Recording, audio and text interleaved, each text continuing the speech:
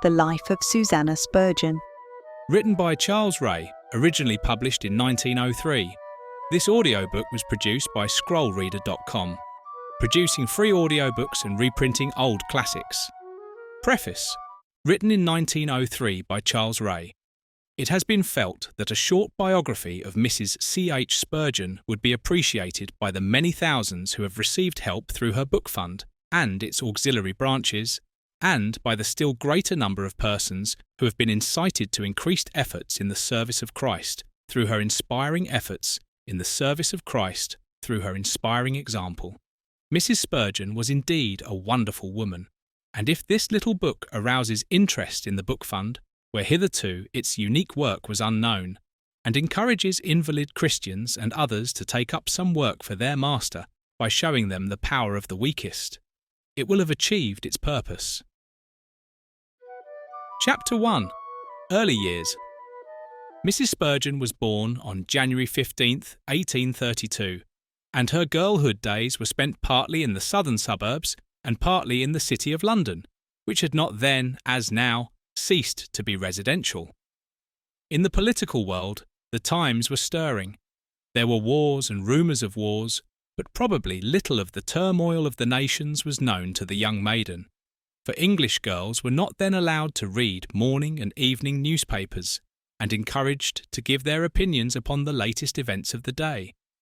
Her father, Mr. R.B. Thompson, and her mother attended New Park Street Chapel, Southwark, from time to time, and their daughter Susannah used to accompany them, so that with the ministry of the pastor, James Smith, afterwards of Cheltenham, she was familiar. A quaint and rugged preacher, but one well versed in the blessed art of bringing souls to Christ, is how Mrs. Spurgeon describes him.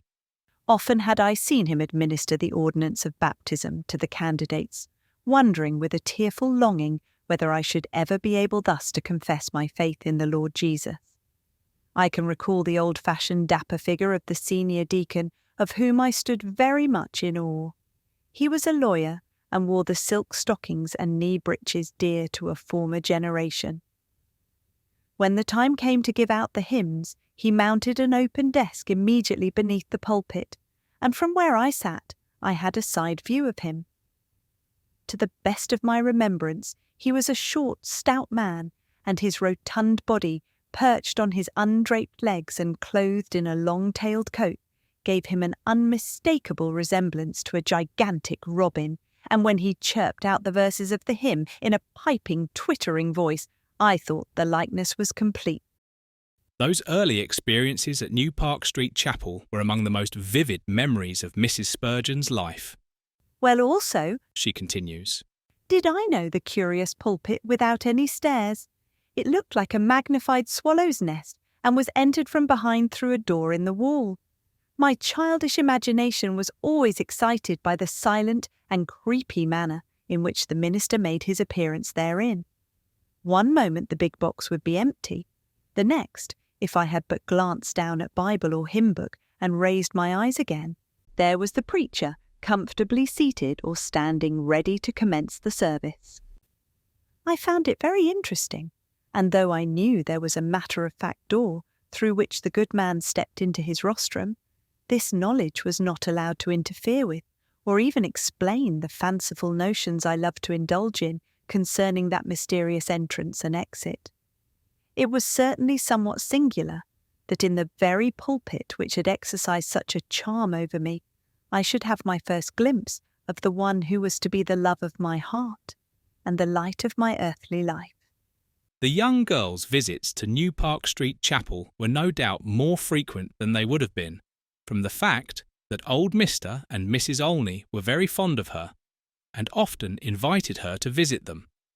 Naturally, on Sundays during these visits, she usually accompanied Mr. and Mrs. Olney to the chapel, and thus she had more than one association with the place which was to play so large a part in her after history. Brought up in a godly family, and having earnest Christian friends, Susannah Thompson was not indifferent to the importance of religion in the individual life, but it was by means of a sermon from Romans 10. The word is nigh thee, even in thy mouth and in thy heart. preached at the old Poultry Chapel by the Reverend S.B. Byrne, that the girl was first aroused to a sense of her own personal need of a saviour. From that service, I date the dawning of the true light in my soul.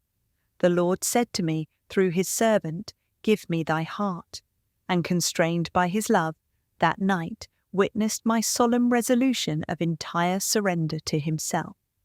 In those days, Christian Endeavour societies did not exist, and there were few efforts to encourage young converts to actively serve their Lord.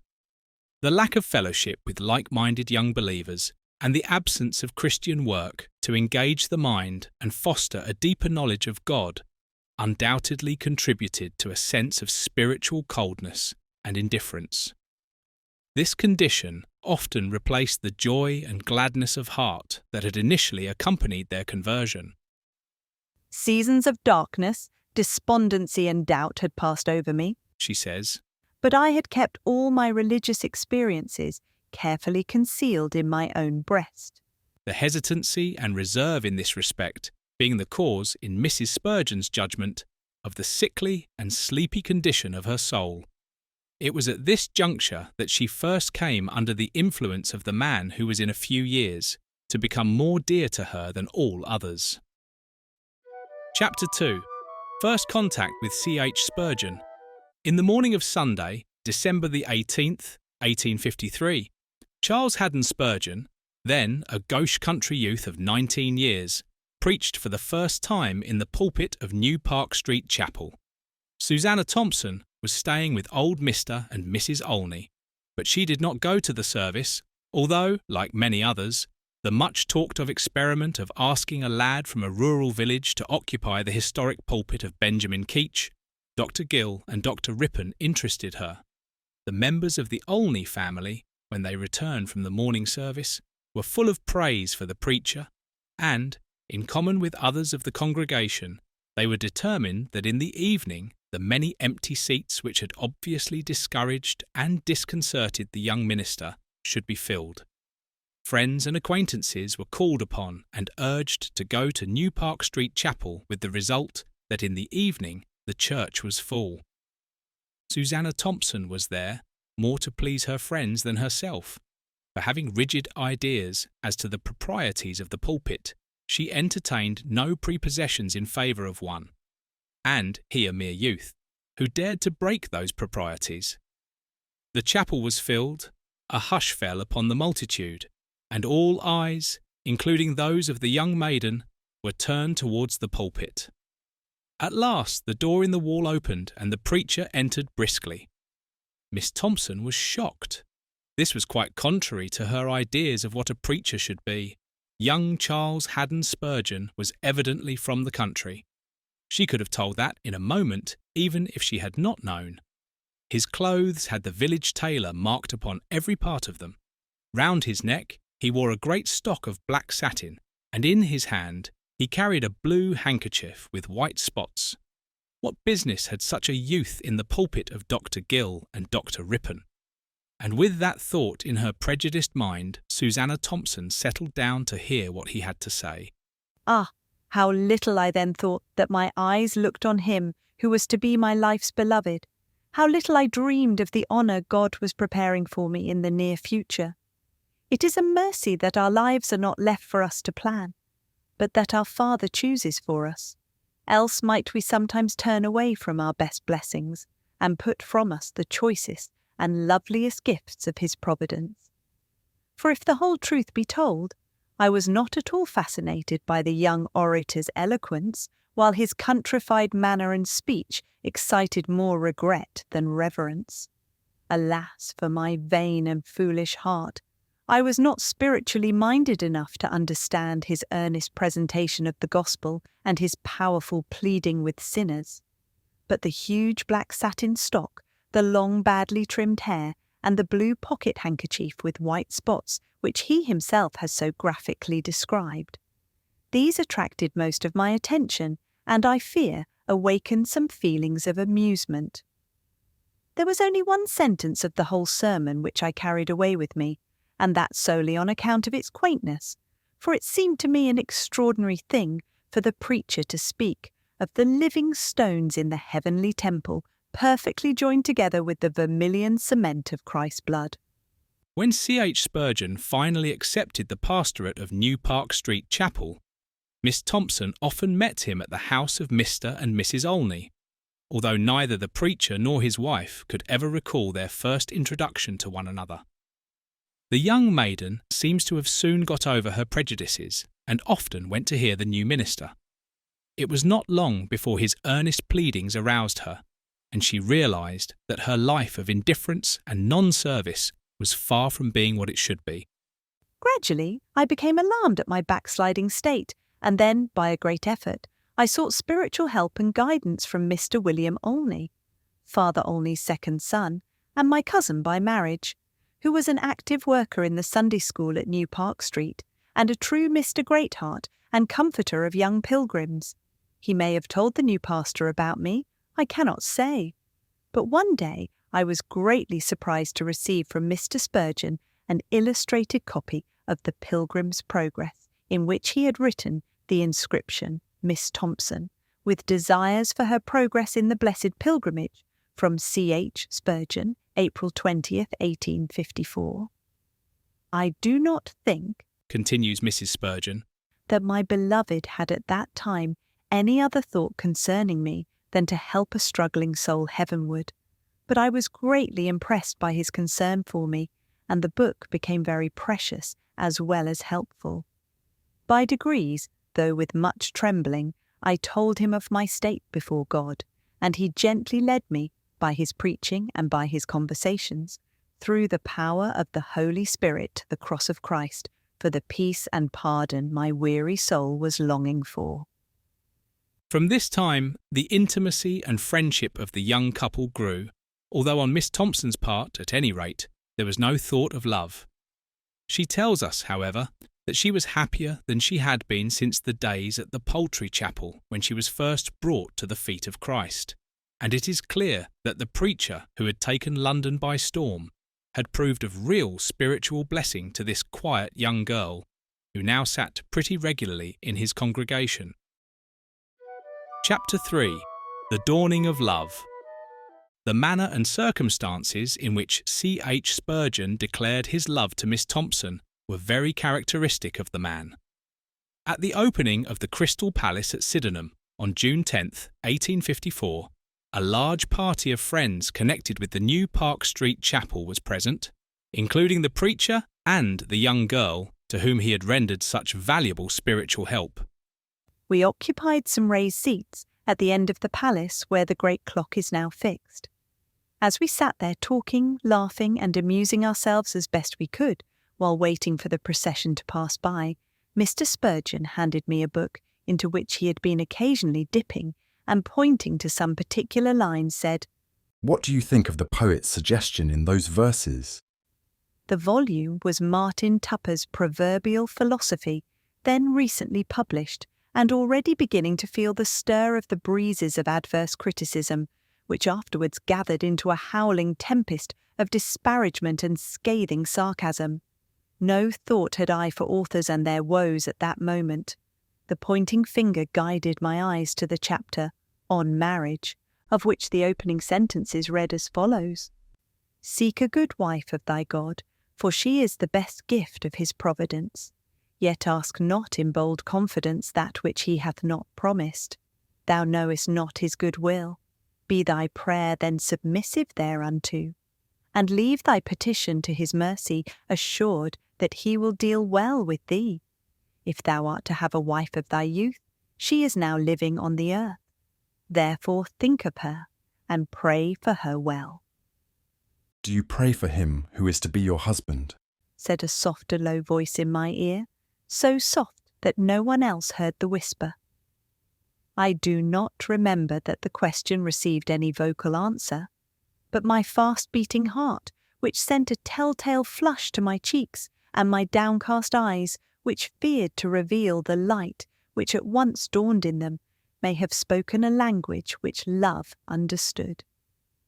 From that moment, a very quiet and subdued little maiden sat by the young pastor's side, and while the brilliant procession passed round the palace, I do not think she took so much note of the glittering pageant defiling before her as of the crowd of newly awakened emotions which were palpitating within her heart.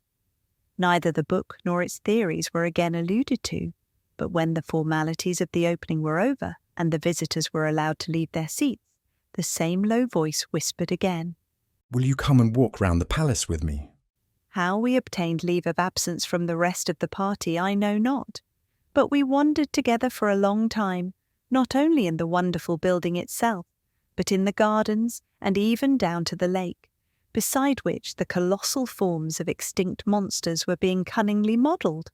During that walk on that memorable day in June, wrote Mrs. Spurgeon a few years before her death, I believe God himself united our hearts in indissoluble bonds of true affection, and though we knew it not, gave us to each other forever.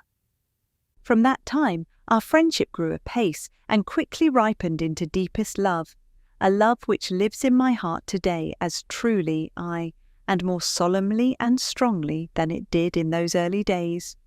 For though God has seen fit to call my beloved up to higher service, he has left me the consolation of still loving him with all my heart, and believing our love shall be perfected when we meet in that blessed land where love reigns supreme and eternal.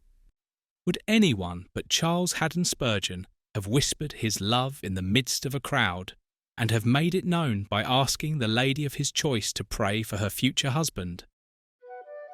Chapter 4. Courtship Days.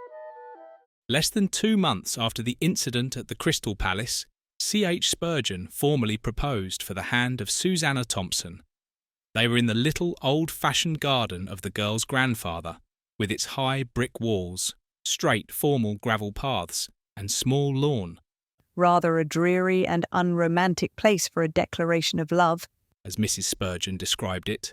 but people are not particularly careful as to the selection of their surroundings at such a moment, and do not often take pains to secure a delightful background to the picture, which will forever be photographed on their hearts. To this day, I think of that old garden as a sacred place, a paradise of happiness, since there my beloved sought me for his very own, and told me how much he loved me. Though I thought I knew this already, it was a very different matter to hear him say it, and I trembled and was silent for very joy and gladness. What words the lover used we are not told, but Mrs. Spurgeon has declared that the verbal confession was wonderful, and writing 40 years afterwards she could ask, Was there ever quite such bliss on earth before? they were one in heart, in soul, in inclination, and even at this stage the great preacher had communicated to his fiancée much of his own spirituality and earnestness. There was more than mere earthly affection in their love for one another, and both felt that indeed the finger of God had marked out a united course for them.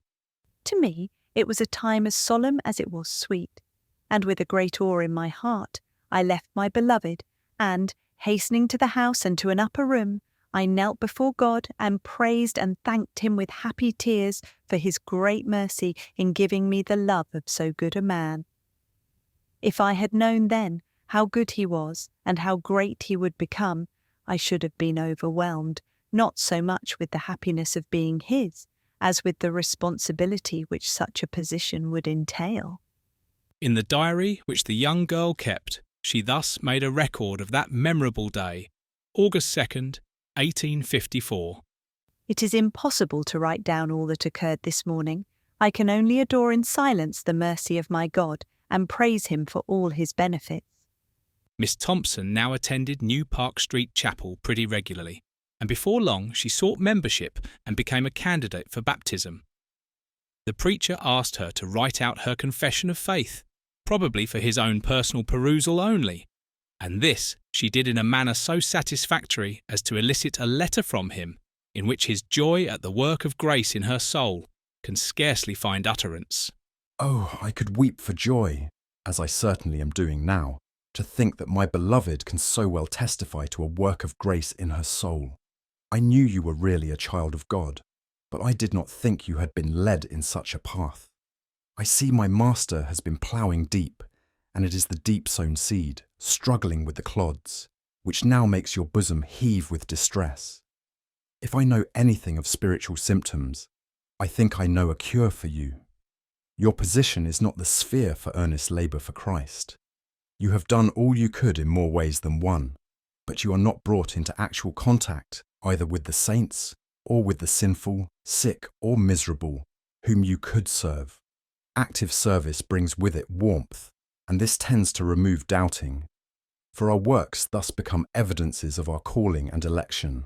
I flatter no one, but allow me to say honestly that few cases which have come under my notice are so satisfactory as yours. Mark, I write not now as your admiring friend, but impartially as your pastor. If the Lord had intended your destruction, he would not have told you such things as these, nor would he enable you so unreservedly to cast yourself upon his faithful promise. As I hope to stand at the bar of God, clear of the blood of all men, it would ill become me to flatter, and as I love you with the deepest and purest affection, far be it from me to trifle with your immortal interests. But I will say again that my gratitude to God ought to be great, as well on my own behalf as yours, that you have been so deeply schooled in the lessons of the heart, and have so frequently looked into the charnel house of your own corruption. There are other lessons to come, that you may be thoroughly furnished. But oh, my dear one, how good to learn the first lesson well. I loved you once, but feared you might not be an heir of heaven. God in his mercy showed me that you were indeed elect. I then thought I might without sin reveal my affection to you. But up to the time I saw your note, I could not imagine that you had seen such great sights, and were so thoroughly versed in soul knowledge. God is good, very good, infinitely good. Oh, how I prize this last gift, because I now know, more than ever, that the giver loves the gift, and so I may love it too, but only in subservience to him. Dear purchase of a Saviour's blood, you are to me a Saviour's gift, and my heart is full to overflowing with the thought of such continued goodness. I do not wonder at his goodness, for it is just like him, but I cannot but lift up my voice of joy at his manifold mercies. Whatever befall us, trouble and adversity, sickness or death, we need not fear a final separation, either from each other or our God. I am glad you are not here just at this moment, for I feel so deeply that I could only throw my arms around you and weep. May the choicest favours be thine. May the angel of the covenant be thy companion. May thy supplications be answered, and may thy conversation be with Jesus in heaven. Farewell. Unto my God and my Father's God I commend you. Yours, with pure and holy affection, as well as terrestrial love, C.H. Spurgeon. Surely a remarkable lover's letter, and one which speaks volumes as to the character of both the writer and the recipient. C.H. Spurgeon had said that there were other lessons to come, that she might be thoroughly furnished, and this was true not only in her soul's experience, but also in the preparation and schooling for the position of a minister's wife. Some of these lessons, Mrs. Spurgeon herself has told us, were far from pleasing, but she learned them well, and became the stronger and more earnest for the teaching. At times, the preacher would be so absorbed in his great mission when about to preach that on his fiancée entering the vestry, he would fail to recognise her and merely greet her with a handshake as if she were some casual acquaintance or visitor. Once, there was a more trying experience still. C.H. Spurgeon was to preach in a large hall at Kennington on a certain afternoon, and Miss Thompson accompanied him thither in a cab. The pavement outside the building was thronged with people, as were also the entrance hall and staircase leading to the auditorium, and the maiden had hard work in struggling through the mass of people and trying to keep near her lover. Suddenly, he turned in at a side door on the landing, leaving Miss Thompson to manage as best she could in the throng, eagerly pressing forward to get into the hall.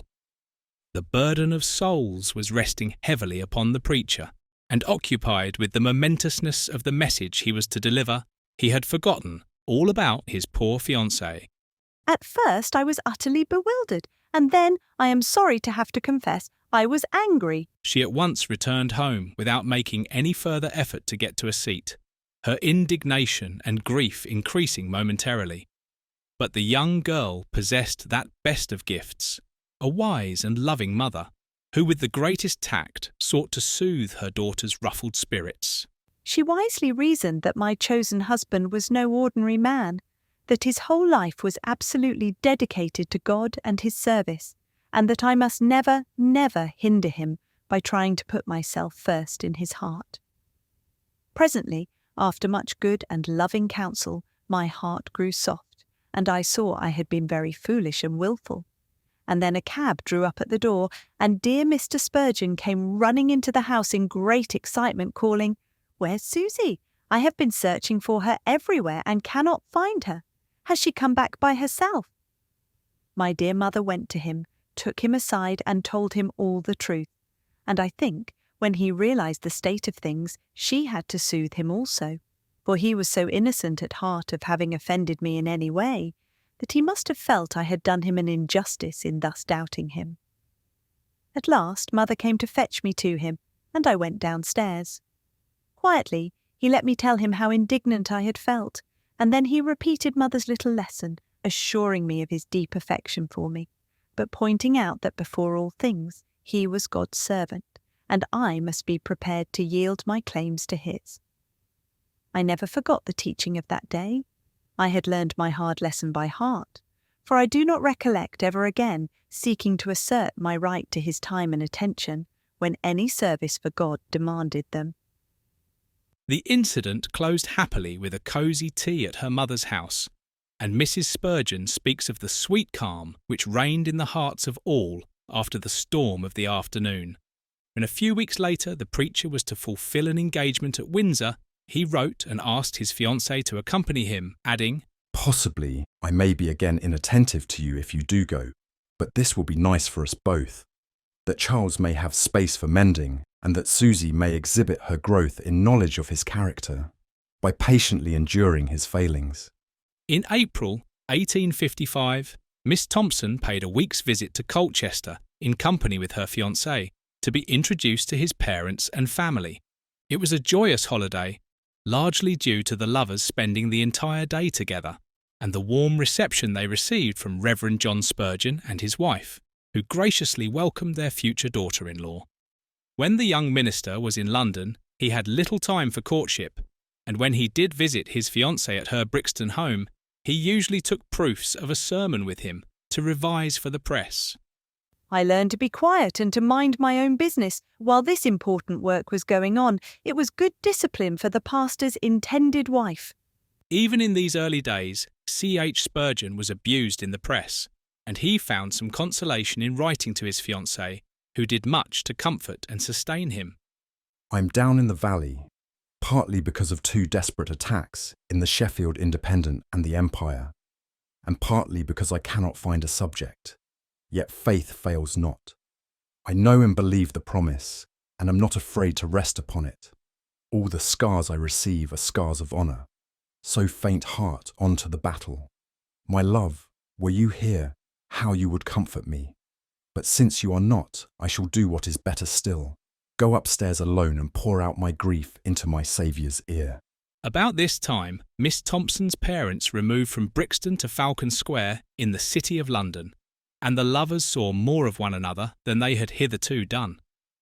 The young maiden commenced to help her future husband in his literary work, and very proud she was of the honour and trust thus implied, although the responsibility seemed at first overwhelming. His wonderful popularity and success as a preacher naturally delighted and awed the timid maiden, but with the pleasure was mingled something of anxiety and distress, for the strain on the preacher's physical power when addressing the large congregations that gathered at Exeter Hall was tremendous, and his fiancée, sitting watching him from the body of the hall, often felt she must rush to his succour. A glass of chilly vinegar always stood on a shelf under the desk before him, and I knew what to expect when he had recourse to that remedy. Oh, how my heart ached for him! What self-control I had to exercise to appear calm and collected and keep quietly in my seat up in that little side gallery. How I longed to have the right to go and comfort and cheer him when the service was over. But I had to walk away as other people did, I who belonged to him and was closer to his heart than anyone there. It was severe discipline for a young and loving spirit. When the preacher went to Scotland in July 1855, his first long journey by rail, he wrote many letters to his fiancée, giving her an account of the services he conducted and the crowds who flocked to hear him, and asking her to pray that he might be sustained and helped, and his preaching blessed to the souls of the people. I shall feel deeply indebted to you if you will pray very earnestly for me. I fear I am not so full of love to God as I used to be. I lament my sad decline in spiritual things. You and others have not observed it, but I am now conscious of it, and a sense thereof has put bitterness in my cup of joy. Oh, what is it to be popular, to be successful, to have abundance, even to have love so sweet as yours? If I should be left of God to fall and to depart from his ways, I tremble at the giddy height on which I stand, and could wish myself unknown. For indeed, I am unworthy of all my honours and my fame. I trust I shall now commence anew, and wear no longer the linsey-woolsey garment. But I beseech you, blend your hearty prayers with mine, that two of us may be agreed, and thus will you promote the usefulness and holiness and happiness of one whom you love. His affection for the maiden of his choice grew deeper, if that were possible, during this absence. I have had daydreams of you while driving along. I thought you were very near me. It is not long, dearest, before I shall again enjoy your sweet society, if the providence of God permits. I knew I loved you very much before, but now I feel how necessary you are to me, and you will not lose much by my absence if you find me, on my return, more attentive to your feelings, as well as equally affectionate.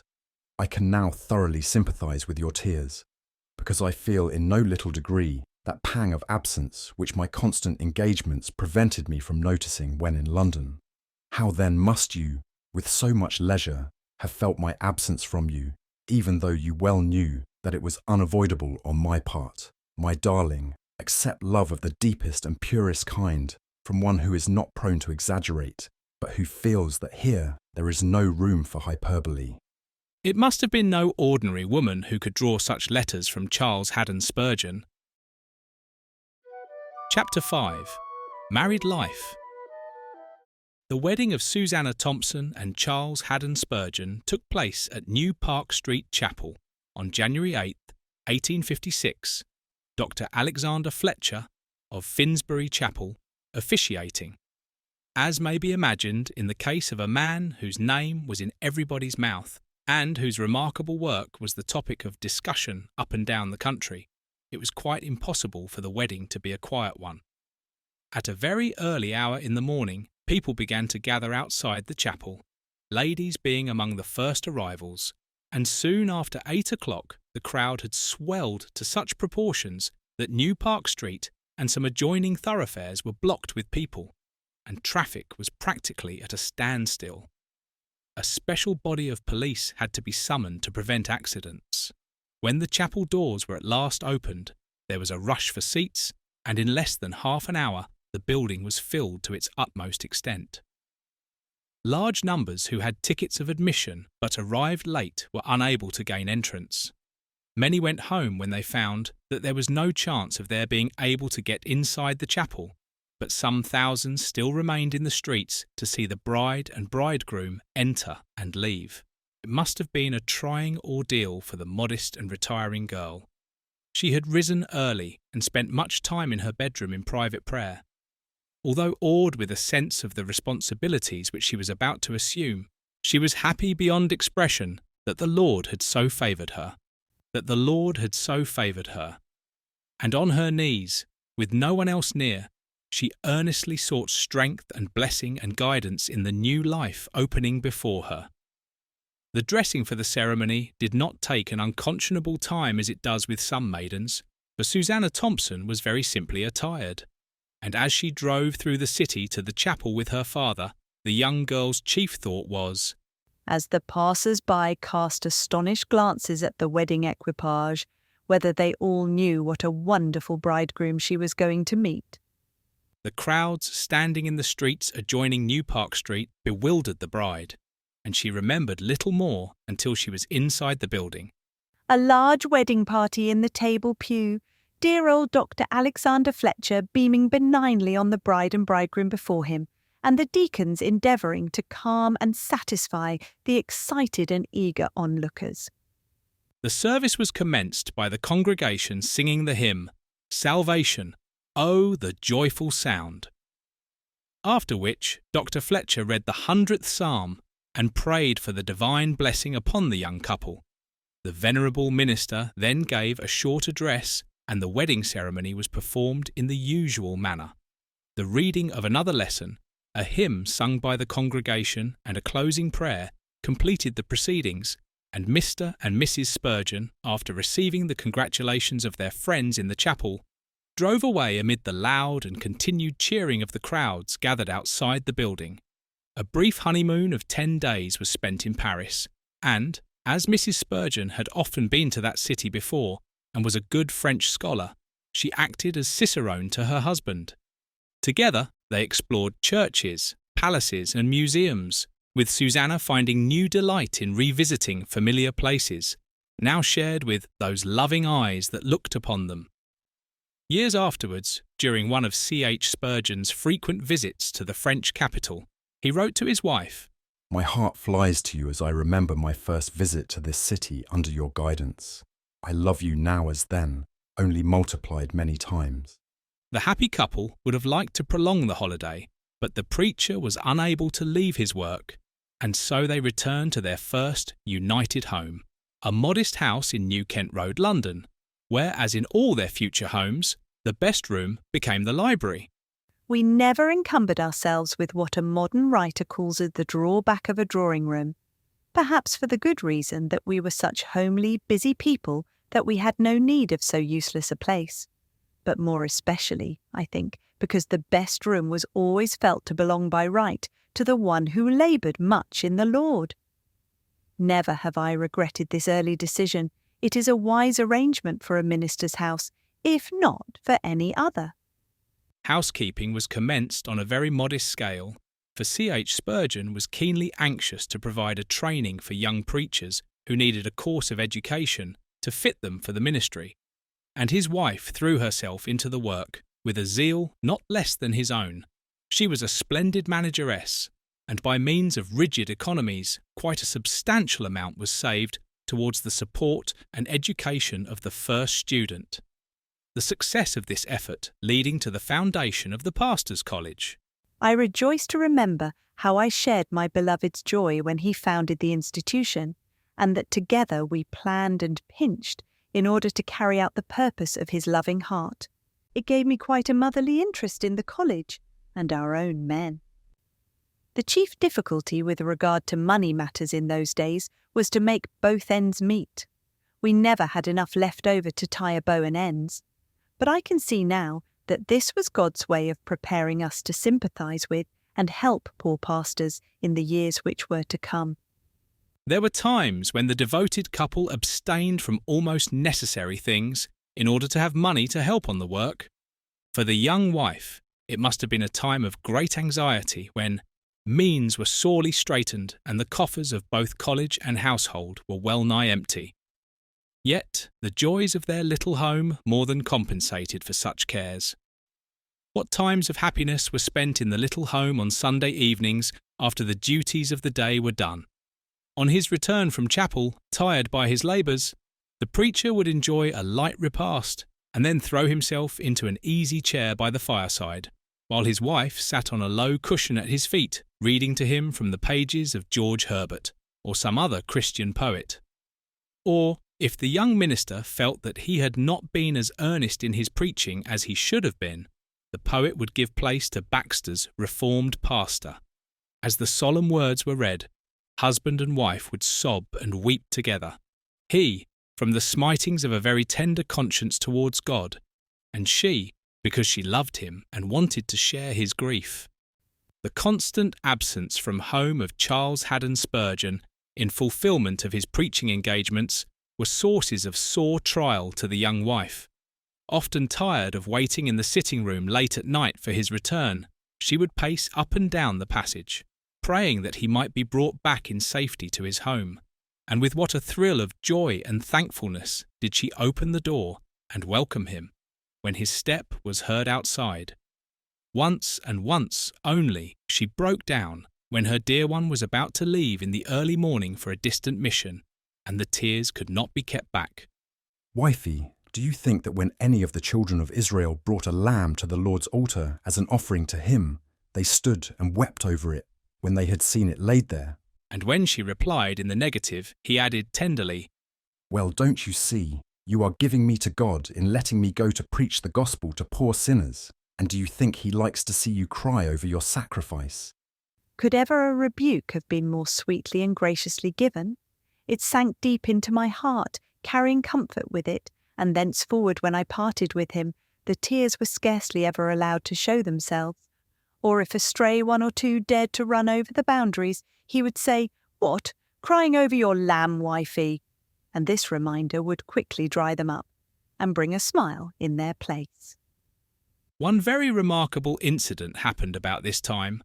On a certain Saturday evening, C.H. Spurgeon found himself quite unable to get any light upon the text from which he believed he ought to preach on the following morning. Commentaries were consulted, but in vain, and his wife could not help him. The rest of the story shall be told in Mrs. Spurgeon's own words. He sat up very late and was utterly worn out and dispirited, for all his efforts to get at the heart of the text were unavailing. I advised him to retire to rest and soothed him by suggesting that if he would try to sleep then, he would probably in the morning feel quite refreshed and able to study to better purpose. If I go to sleep now, wifey, will you wake me very early so that I may have plenty of time to prepare? With my loving assurance that I would watch the time for him and call him soon enough, he was satisfied. And like a trusting, tired child, he laid his head upon the pillow and slept soundly and sweetly at once. By and by, a wonderful thing happened. During the first dawning hours of the Sabbath, I heard him talking in his sleep and roused myself to listen attentively. Soon, I realized that he was going over the subject of the verse which had been so obscure to him, and was giving a clear and distinct exposition of its meaning with much force and freshness. I set myself with almost trembling joy to understand and follow all that he was saying, for I knew that if I could but seize and remember the salient points of the discourse, he would have no difficulty in developing and enlarging upon them. Never preacher had a more eager and anxious hearer. What if I should let the precious words slip? I had no means at hand of taking notes, so, like Nehemiah, I prayed to the God of heaven, and asked that I might receive and retain the thoughts which he had given to his servant in his sleep, and which were so singularly entrusted to my keeping. As I lay repeating over and over again the chief points I wished to remember, my happiness was very great in anticipation of his surprise and delight on awaking. But I had kept vigil so long, cherishing my joy, that I must have been overcome with slumber just when the usual time for rising came.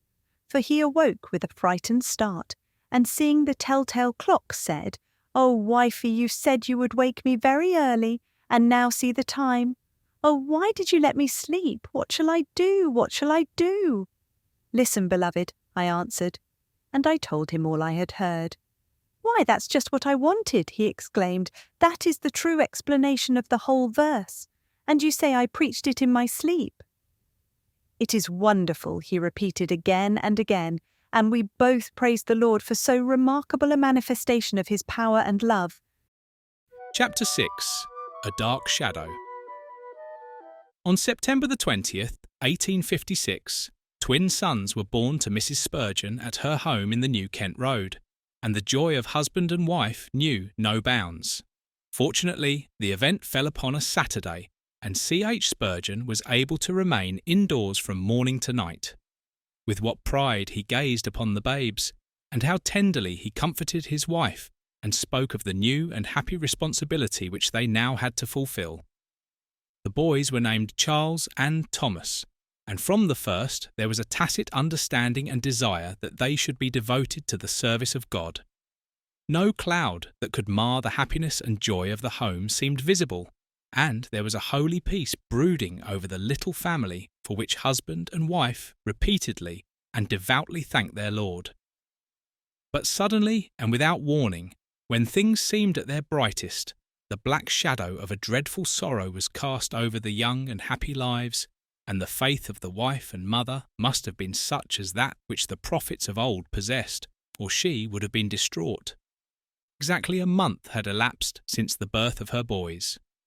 She was still very weak, although able to leave her room, and, on a certain Sunday evening, was lying upon the couch in the little sitting-room of her home. That evening, October 19th, 1856, was to become a terrible memory in the lives of husband and wife, but at that time no dread was entertained, at any rate on the part of Mrs. Spurgeon, and there was every prospect that her husband was to have another of those triumphs in the service of his master, which had followed in constant succession since his advent to London. The young minister was to preach for the first time in the Surrey Gardens Music Hall, where, later in the evening, owing to the machinations of evil-disposed persons, a scene of death and desolation resulted. I was dreaming of all sorts of lovely possibilities and pleasures when I heard a carriage stop at the gate. It was far too early for my husband to come home, and I wondered who my unexpected visitor could be. Presently, one of the deacons was ushered into the room, and I saw at once, from his manner, that something unusual had happened. I besought him to tell me all quickly, and he did so kindly and with much sympathy, and he kneeled by the couch and prayed that we might have grace and strength to bear the terrible trial which had so suddenly come upon us. But how thankful I was when he went away! I wanted to be alone, that I might cry to God in this hour of darkness and death. When my beloved was brought home, he looked a wreck of his former self. An hour's agony of mind had changed his whole appearance and bearing.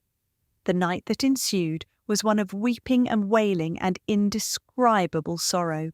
He refused to be comforted. I thought the morning would never break, and when it did come, it brought no relief. The Lord has mercifully blotted out from my mind most of the details of the time of grief which followed, when my beloved's anguish was so deep and violent that reason seemed to totter in her throne, and we sometimes feared he would never preach again. It was truly the valley of the shadow of death through which we then walked, and like poor Christian, we here sighed bitterly, for the pathway was so dark that oft-times when we lifted up our foot to set forward, we knew not where or upon what we should set it next. The story of the disaster at the music hall is too well known to need any description here, but how many women in Mrs. Spurgeon's delicate condition could have borne the terrible trouble as she did, and not only have fulfilled the duties of a mother, but proved a comfort and stay to her husband in his mental anguish. C.H. Spurgeon was taken by friends to Croydon, where he stayed in the house of Mr. Windsor, one of his deacons, and Mrs. Spurgeon with the babies joined him there. It was hoped that the rest and the change of scene would aid in the restoration of his mental equilibrium, and although at first his spirit seemed to be imprisoned in darkness, light at last broke in. We had been walking together as usual in the garden, he restless and anguished, I sorrowful and amazed, wondering what the end of these things would be, when at the foot of the steps which gave access to the house, he stopped suddenly and turned to me, and with the old sweet light in his eyes, how grievous had been its absence, he said, "Dearest, how foolish I have been! Why, what does it matter what becomes of me, if the Lord shall but be glorified?" And he repeated with eagerness and intense emphasis, Philippians 2, "Wherefore God also hath highly exalted him, and given him a name which is above every name, that at the name of Jesus every knee should bow, of things in heaven, and things in earth, and things under the earth, and that every tongue should confess that Jesus Christ is Lord, to the glory of God the Father." If Christ be exalted, he said, and his face glowed with holy fervour, let him do as he pleases with me. My one prayer shall be that I may die to self and live wholly for him and for his honour. Oh, wifey, I see it all now. Praise the Lord with me. The husband having recovered his peace of mind, and the wife being strengthened in body, it was decided, while at Croydon, to dedicate the twin sons to the Lord and his service. A number of friends were invited, and the time was spent in prayer and praise, the babies being carried round the room at the conclusion, so that they might be kissed and blessed by those present. Surely those prayers have been answered many times over in the lives of Charles and Thomas Spurgeon. The music hall disaster called forth the virulent abuse of a certain section of the press, and the preacher collected the newspaper comments and criticisms, as indeed he did throughout his career, and handed them to his wife, who stuck them in a book, on the cover of which C.H. Spurgeon himself wrote the title, Facts, Fiction and Facetiae. Late in life, the devoted wife could smile as she read the unjust and cruel words written by her husband's enemies. But at the time of their publication, what a grievous affliction these slanders were to me. My heart alternately sorrowed over him and flamed with indignation against his detractors. For a long time, I wondered how I could set continual comfort before his eyes, till at last I hit upon the expedient of having the following verses printed in large Old English type and enclosed in a pretty Oxford frame. Blessed are ye, when men shall revile you and persecute you, and shall say all manner of evil against you falsely for my sake. Rejoice and be exceeding glad, for great is your reward in heaven, for so persecuted they the prophets which were before you. The text was hung up in our own room, and was read over by the dear preacher every morning, fulfilling its purpose most blessedly, for it strengthened his heart and enabled him to buckle on the invisible armour, whereby he could calmly walk among men, unruffled by their calumnies, and concerned only for their best and highest interests. Chapter 7. Happiness and Service. In 1857, Mr. and Mrs. Spurgeon moved to Helensburgh House, Nightingale Lane, a place they found far more congenial than their first home in the New Kent Road. Clapham was at that time quite a rural district, and, as the house possessed a large garden, the preacher greatly enjoyed the quiet and retirement which he could find there, in the midst of his abundant labours. The country lanes, too, provided delightful walks where the young couple could take recreation without being followed or accosted by admirers, which was not always the case in the neighbourhood of their old residence. Oh, what a delightsome place we thought it, though it was a very wilderness through long neglect, the blackberry bushes impertinently asserting themselves to be trees, and the fruit trees running wild for want of the pruning knife. It was all the more interesting to us in this sweet confusion and artlessness, because we had the happy task of bringing it gradually into accord with our ideas of what a garden should be. I must admit that we made many absurd mistakes, both in house and garden management in those young days of ours. But what did that matter? No two birds ever felt more exquisite joy in building their nest in the fork of a tree branch than did we in planning and placing, altering and rearranging our pretty country home. Here, from time to time, a number of distinguished persons visited the minister and his wife, and here, during an illness of the preacher, much pleasant intercourse was had with John Ruskin, who, on one occasion, carried to the house as a present for his friends some charming engravings and some bottles of wine of a rare vintage. Mrs. Spurgeon speaks eloquently of the delightful times spent in her rural Clapham home. We lived in the dear old house in Nightingale Lane for many happy years, and looking back upon them from this distance of time, I think they must have been the least shadowed by care and sorrow of all the years of our married life. We were both young and full of high spirits. We had fairly good health and devoutly loved each other. Our children grew apace in the sweet country air, and my whole time and strength were given to advance my dear husband's welfare and happiness. I deemed it my joy and privilege to be ever at his side, accompanying him on many of his preaching journeys, nursing him in his occasional illnesses, his delighted companion during his holiday trips, always watching over and tending him with the enthusiasm and sympathy which my great love for him inspired. I mention this not to suggest any sort of merit on my part, but simply that I may here record my heartfelt gratitude to God that for a period of 10 blessed years I was permitted to encircle him with all the comforting care and tender affection which it was in a wife's power to bestow. Afterwards, God ordered it otherwise. He saw fit to reverse our position to each other, and for a long season, suffering instead of service became my daily portion, and the care of comforting a sick wife fell upon my beloved. The garden was a regular rendezvous of songbirds, and during her periods of convalescence, it was Mrs. Spurgeon's delight to sit at the window and feed the little creatures. In this way, she made many feathered friends, and the birds would hop around her and feed from her hand, perfect love having quite cast out fear. Saturday mornings for a good many years were devoted to the students, who used to march down from Mr. Rogers' house where they resided to Nightingale Lane, and there in the garden listen to the addresses of C.H. Spurgeon on theology, preaching and kindred topics, which were really the foundation of the famous lectures to students. While she enjoyed good health, Mrs. Spurgeon took an active part in the work of her husband's church, both at New Park Street Chapel and afterwards at the Metropolitan Tabernacle.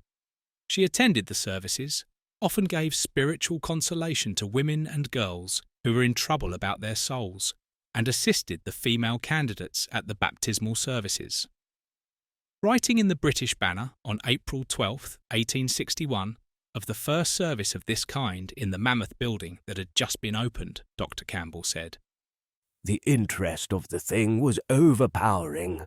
We doubt if it was a whit inferior to that of taking the veil in the Church of Rome.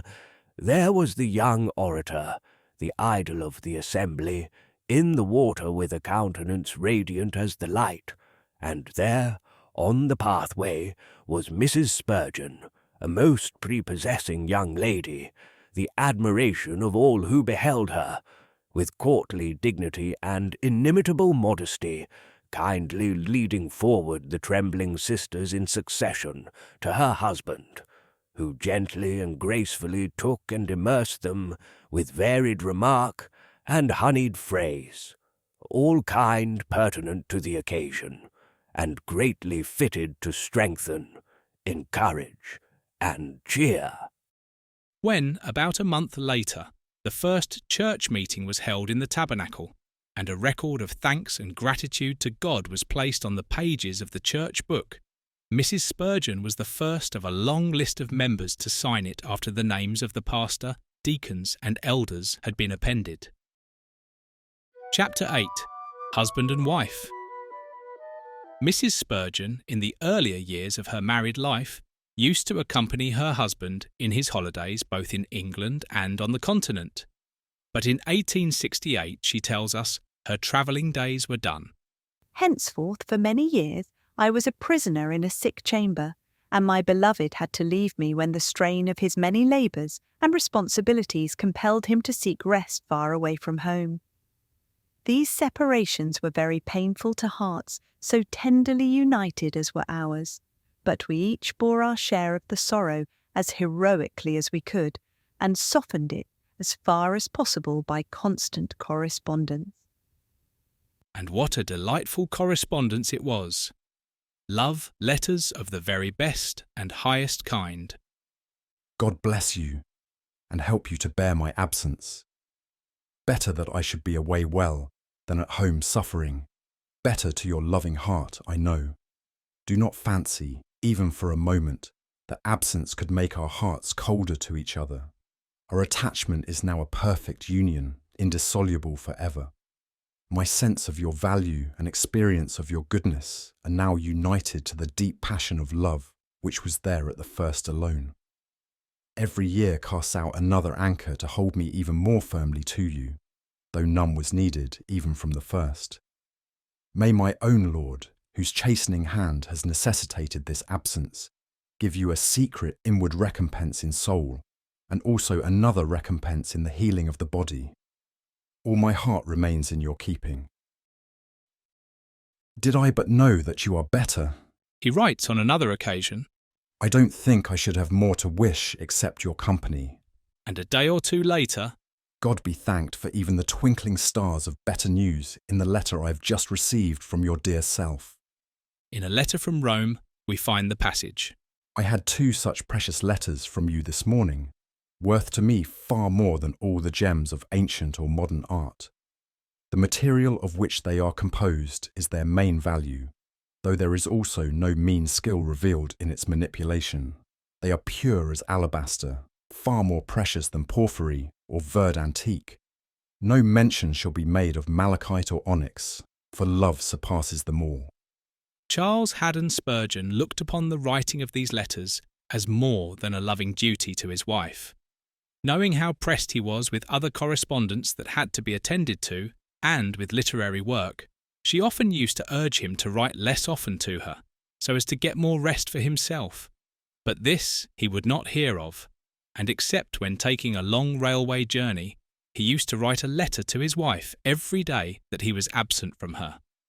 Every word I write is a pleasure to me, as much as ever it can be to you. It is only a lot of odds and ends I send you, but I put them down as they come, so that you may see it cost me no labour, but is just a happy scribble. Don't fret because I write you so many letters. It is such a pleasure to tell out my joy. At another time, when sending some pen and ink sketches which he had made of the women's headdresses in Italy, he writes, Now, sweetheart, may these trifles amuse you. I count it a holy work to draw them, if they cause you but one happy smile. That I smiled on them then and weep over them now is but a natural consequence of the more complete separation which God has willed for us, he dwelling in the land of glory, I still tarrying amid the shadows of earth. But I verily believe that when I join him beyond the smiling and the weeping, there will be tender remembrances of all these details of earthly love and of the plenitudes of blessings which it garnered in our united lives. Surely we shall talk of all these things in the pauses of adoring worship and of joyful service. There must be sweet converse in heaven between those who loved and suffered and served together here below. Next to the rapture of seeing the King in his beauty and beholding the face of him who redeemed us to God by his blood, must be the happiness of the communion of saints in that place of inconceivable blessedness which God has prepared for them that love him. Those partings of husband and wife, after the latter became an invalid, must have been sore wrenches to Mrs. Spurgeon's heart. But in accordance with the resolution she had made before and at marriage, she never faltered, but gave her loved one up willingly for service or for those continental holidays which were necessary for his health. I thank God that he enabled me to carry out this determination, and rejoice that I have no cause to reproach myself with being a drag on the swift wheels of his consecrated life. I do not take any credit to myself for this. It was the Lord's will concerning me, and he saw to it that I received the necessary training, whereby in after years I could cheerfully surrender his chosen servant to the incessant demands of his ministry, his literary work, and the multiplied labours of his exceptionally busy life. That this was no vain and empty boast was clearly confirmed by a letter which C.H. Spurgeon wrote to his wife in 1871, in which he declared, None know how grateful I am to God for you. In all I have ever done for him, you have a large share. For in making me so happy, you have fitted me for service. Not an ounce of power has ever been lost to the good cause through you. I have served the Lord far more and never less for your sweet companionship. Chapter 9. Midlife. After the preacher and his wife had been living in Helensburgh House, Nightingale Lane, for close upon a dozen years, the building was found altogether too small and inconvenient for a man whose work needed a very large library, and consequently much space to store his books. The old house was loved for its happy associations by both husband and wife, but realising the need for a more commodious dwelling, it was, after due consideration, decided to pull down the building and erect a new Helensburgh house, which should meet the altered and increased needs of the preacher and his wife. The demolition took place in 1869, and on the site arose a handsome house with ample room for all the requirements of its owners. Mr. and Mrs. Spurgeon had always been lavishly generous with their money, and had at all times given every available pound that they possessed to one or other of the great causes which they had at heart. A few of their wealthier friends therefore came to the conclusion that it would be unfair to let them be saddled with the cost of the new house, which was only rendered a necessity because of the unselfish labours and extraordinary energy of the pastor, in ever increasing his efforts for good, and these friends determined to defray the principal part of the cost as a token of their esteem and appreciation. Mr. William Higgs, the builder of the Metropolitan Tabernacle, built the new Helensburgh house, and no efforts were spared to make it a worthy gift and a suitable dwelling for the devoted minister and his invalid wife. Some time before the building was ready for occupation, the preacher met the donors, and Mrs. Spurgeon, who had been staying at Brighton since the demolition of her old home, came up to London in order to be present at the gathering. C.H. Spurgeon made a dainty little speech, thanking his kind friends for their gift and paying a loving tribute to their generosity. My wife and I have firmly resolved that we will never go into debt for anything. Yet you know something of the continuous claims upon us in connection with the work of the Lord, he concluded, and he explained that the reason why he was not rich was that he refused to avail himself of many opportunities of acquiring wealth, such as by a lecturing trip to America, when he could have obtained more money in a few weeks than he was likely to receive through his ministry in many years. There is no intent on my part to rest now that I have a new house. If possible, I shall work harder than ever before and preach better than ever. And all that the speaker uttered for himself, he declared, his wife re-echoed. After this interesting meeting, Mrs. Spurgeon, who was a great sufferer at the period, went back to Brighton, where Sir James Y. Simpson of Edinburgh performed a difficult operation upon her that had the effect of giving her some relief from pain and resulted in a slightly better state of health. Meanwhile, her husband took upon himself the whole duty of furnishing and preparing the new house for habitation. How lovingly he did this work, and how carefully he sought to please his wife in all that he performed. The following letter which Mrs. Spurgeon received will show. My own dear sufferer, I am pained indeed to learn from T. Jean's kind note that you are still in so sad a condition. Oh, may the ever-merciful God be pleased to give you ease. I have been quite a long round today, if a round can be long. First to Finsbury to buy the wardrobe. A beauty. I hope you will live long to hang your garments in it, every thread of them precious to me for your dear sake. Next to Hewlett's for a chandelier for the dining room. Found one quite to my taste and yours. Then to Negretti and Zambra's to buy a barometer for my own very fancy, for I have long promised to treat myself to one. On the road I obtained the Presburg biscuits, and within their box I send this note, hoping it may reach you the more quickly. They're sweetened with my love and prayers. The bedroom will look well with the wardrobe in it, at least, so I hope. It is well made, and I believe, as nearly as I could tell, precisely all you wished for. That Mr. Joseph Passmore had given this as a present is very good, and you should have a wee note whenever darling feels she could write it without too much fatigue, but not yet. I bought also a table for you, in case you should have to keep your bed.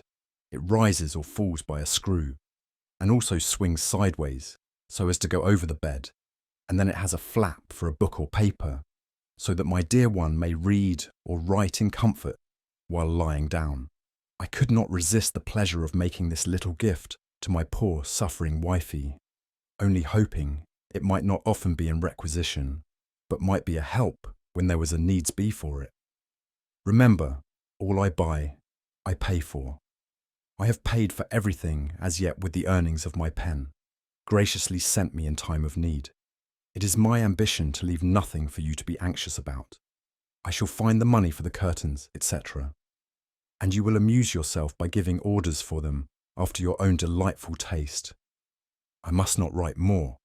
And indeed, matter runs short except the old, old story of a love which grieves over you and would fain work a miracle and raise you up to perfect health. I fear the heat afflicts you.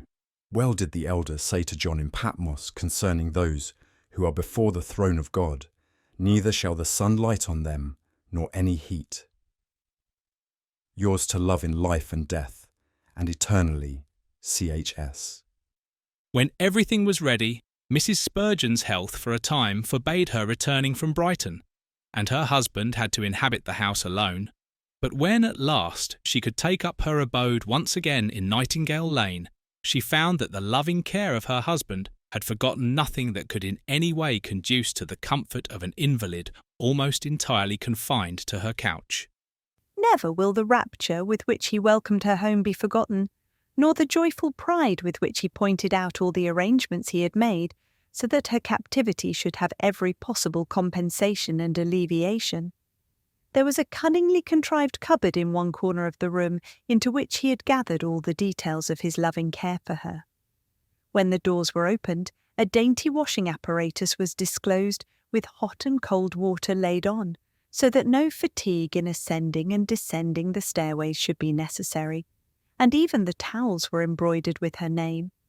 He had thought of everything, and there were such tender touches of devoted love upon all the surroundings of the little room that no words can describe her emotions when first she gazed upon them, and afterwards when she proved by practical experience their exceeding usefulness and value.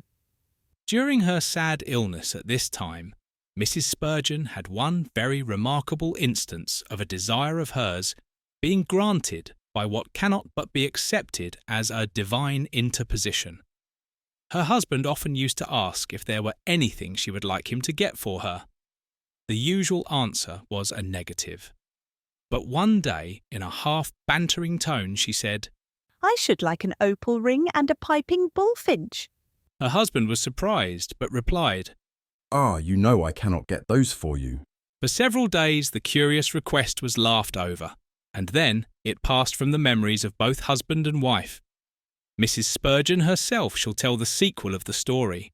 One Thursday evening, on his return from the tabernacle, he, the preacher, came into my room with such a beaming face and such love-lighted eyes that I knew something had delighted him very much. In his hand he held a tiny box, and I am sure his pleasure exceeded mine as he took from it a beautiful little ring and placed it on my finger. "There is your opal ring, my darling," he said, and then he told me of the strange way in which it had come.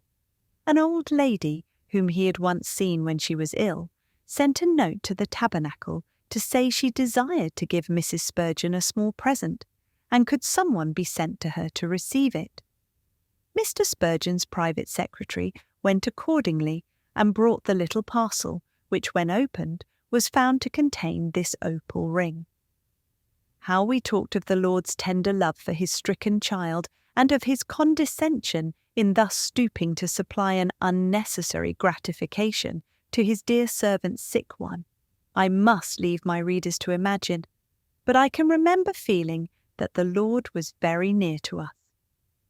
Not long after that I was moved to Brighton, there to pass a crisis in my life, the result of which would be a restoration to better health or death. One evening, when my dear husband came from London, he brought a large package with him, and uncovering it, disclosed a cage containing a lovely piping bullfinch. My astonishment was great, my joy unbounded, and these emotions were intensified as he related the way in which he became possessed of the coveted treasure. He had been to see a dear friend of ours, whose husband was sick unto death, and after commending the sufferer to God in prayer, Mrs. T. said to him, "I want you to take my pet bird to Mrs. Spurgeon. I would give him to none but her. His songs are too much for my poor husband in his weak state, and I know that Bully will interest and amuse Mrs. Spurgeon in her loneliness while you are so much away from her." Mr. Spurgeon then told her of my desire for such a companion, and together they rejoiced over the care of the loving Heavenly Father, who had so wondrously provided the very gift his child had longed for. With that cage beside him, the journey to Brighton was a very short one, and when Bully piped his pretty song and took a hemp seed as a reward from the lips of his new mistress, there were eyes with joyful tears in them and hearts overflowing with praise to God in the little room by the sea that night, and the dear pastor's comment was, "I think you are one of your heavenly Father's spoiled children, and he just gives you whatever you ask for." Does anyone doubt that this bird was a direct love gift from the pitiful father? Do I hear someone say, "Oh, it was all chance that brought about such coincidences as these"? Ah, dear friends, those of you who have been similarly indulged by him know of a certainty that it is not so. He who cares for all the works of his hand cares with infinite tenderness for the children of his love, and thinks nothing which concerns them too small or too trivial to notice. If our faith were stronger and our love more perfect, we should see far greater marvels than these in our daily lives. Although so weak and ailing and confined to her bedroom for such long periods of time, Mrs. Spurgeon was a faithful trainer of her twin sons in the Christian doctrine, and she had the joy of seeing them both brought to the Lord at an early age. Her son, Thomas Spurgeon, said, "I trace my early conversion directly to her earnest pleading and bright example. She denied herself the pleasure of attending Sunday evening services that she might minister the word of life to her household. There she taught me to sing, but to mean it first. I will believe that Jesus died for me, that on the cross he shed his blood from sin to set me free. My dear brother was brought to Christ through the pointed word of a missionary, but he too gladly owns that mother's influence and teaching had their part in the matter. By these the soil was made ready for a later sowing." On September the 21st, 1874, the sons were baptized by their father at the Metropolitan Tabernacle in the presence of an immense concourse of people, and Mrs. Spurgeon was herself an eye-witness of this open confession of faith made by her boys. On that occasion, she was presented by the church with an illuminated address, in which hearty thanks were expressed to Almighty God for calling so early in life to the fellowship of the saints the two sons of our beloved and honoured pastor, and praising our gracious Lord that it should have pleased him to use so greatly the pious teachings and example of our dear sister, Mrs. Spurgeon, to the quickening and fostering of the divine life in the hearts of her twin sons. And we earnestly pray that amidst her long-continued sufferings she may ever be consoled with all spiritual comfort, and by the growing devoutness of those who are thus twice given to her in the Lord. Chapter 10. Founding of the Book Fund. Mrs. Spurgeon, had she organised no new work herself, would always have been remembered as the wife of the great preacher, to whom she rendered such valuable help and encouragement, and who, to repeat C.H. Spurgeon's own words, was indeed as an angel of God to him. But apart from any such associations and the reflected glory from her husband, Mrs. Spurgeon's name deserves to live forever in the annals of the Christian Church in connection with her fund for supplying theological books to clergymen and ministers too poor to buy them. As a branch of Christian effort, this work was, and is, quite unique, and its vast importance and necessity to the ministry and to the Church at large cannot be overestimated. In his preface to Mrs. Spurgeon's volume, 10 Years of My Life in the Service of the Book Fund, the pastor of the Tabernacle expressed his conviction that the work was sadly needed, has been exceedingly useful, and is still urgently called for. How can many of our ministers buy books? How can those in the villages get them at all? What must their ministries become if their minds are starved? Is it not a duty to relieve the famine which is raging in many a manse? Is it not a prudential measure, worthy of the attention of all who wish to see the masses influenced by religion, that the preachers who occupy our pulpits should be kept well furnished with material for thought? Incredible as it may seem, the state of things revealed when the book fund was started was so bad that many ministers had been unable to buy a new book for 10 years. Does anybody wonder if preachers are sometimes dull? Was his comment on this fact. Like most other important works, the book fund grew from a very simple beginning, and there was no idea at the first of the wonderful way in which the movement would develop. In the summer of 1875, Mr. Spurgeon completed the first volume of his Lectures to My Students, and, having given a proof copy to his wife, asked her what she thought of the book. "I wish I could place it in the hands of every minister in England," was the reply, and the preacher at once rejoined, Then why not do so? How much will you give? This was driving the nail home with a vengeance. Mrs. Spurgeon was not prepared for such a challenge, but she began to wonder if she could not spare the money from her housekeeping or personal account. It would necessitate pressure somewhere, she knew, for money was not plentiful just then. Suddenly, a flash of memory made the whole way clear. Upstairs, in a little drawer, were some carefully hoarded crown pieces, which, owing to some foolish fancy, I had been gathering for years whenever chance threw one in my way. These I now counted out, and found they made a sum exactly sufficient to pay for 100 copies of the work. If a twinge of regret at parting from my cherished but unwieldy favourites passed over me, it was gone in an instant, and then they were given freely and thankfully to the Lord. And in that moment, though I knew it not, the book fund was inaugurated.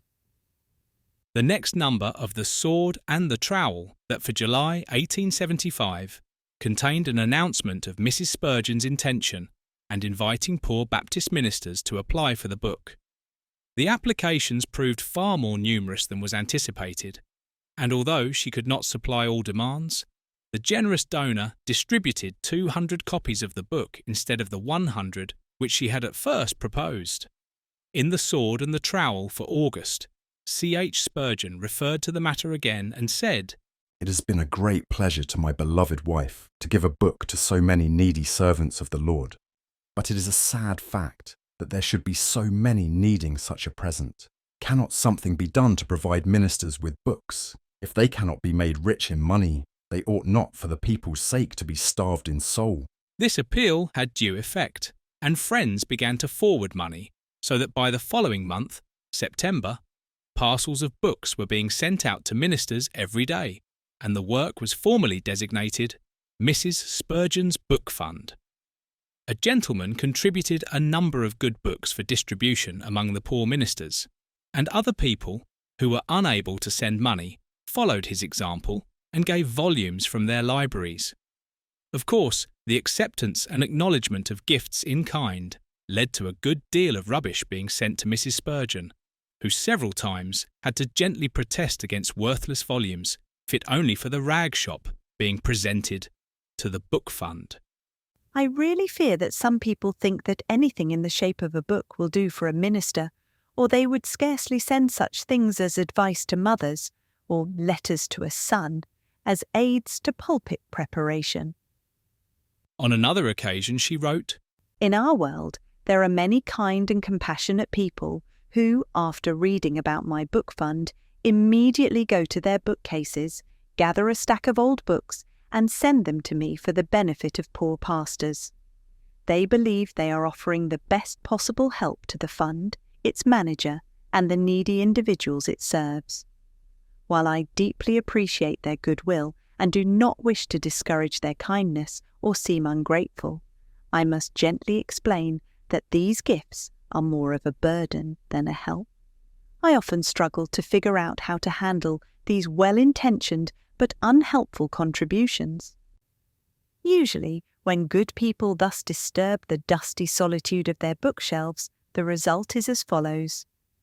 A large number of volumes of the Evangelical Magazine and the Baptist Record, musty perhaps and always incomplete, some ancient sermons by the venerable pastor they sat under half a century ago, a book or two of poems by nobody knows who, a few old works on some abstruse notions, a French grammar and exercises, Magnall's Questions, Advice to a Newly Married Pair, and, I was going to say, a cookery book. But I think that might be an exaggeration where all else is simple, earnest fact. Now, what could my poor pastors care for rubbish such as this? C.H. Spurgeon himself, in acknowledging in his magazine the first gift of valuable books from the gentleman above mentioned, said, "We have on several occasions in days past received parcels consisting of old magazines and the sweepings of libraries, and we have concluded that the donors thought we kept a butter shop. But this friend has sent really standard volumes, which will, we trust, be a boon to some poor preacher." During the autumn, Mrs. Spurgeon became seriously ill, and the distribution of books had to be delayed. But by November, she had sufficiently recovered to commence work again, and scarcely a day went by but what some poor minister was made happy by receiving a gift of volumes which his slender means would never have allowed him to purchase. No distinction as to denomination was made, and although the poverty of Baptist ministers was perhaps more acute than that of others, yet there were hundreds of preachers in all the churches quite unable to purchase the books which they absolutely needed for their work.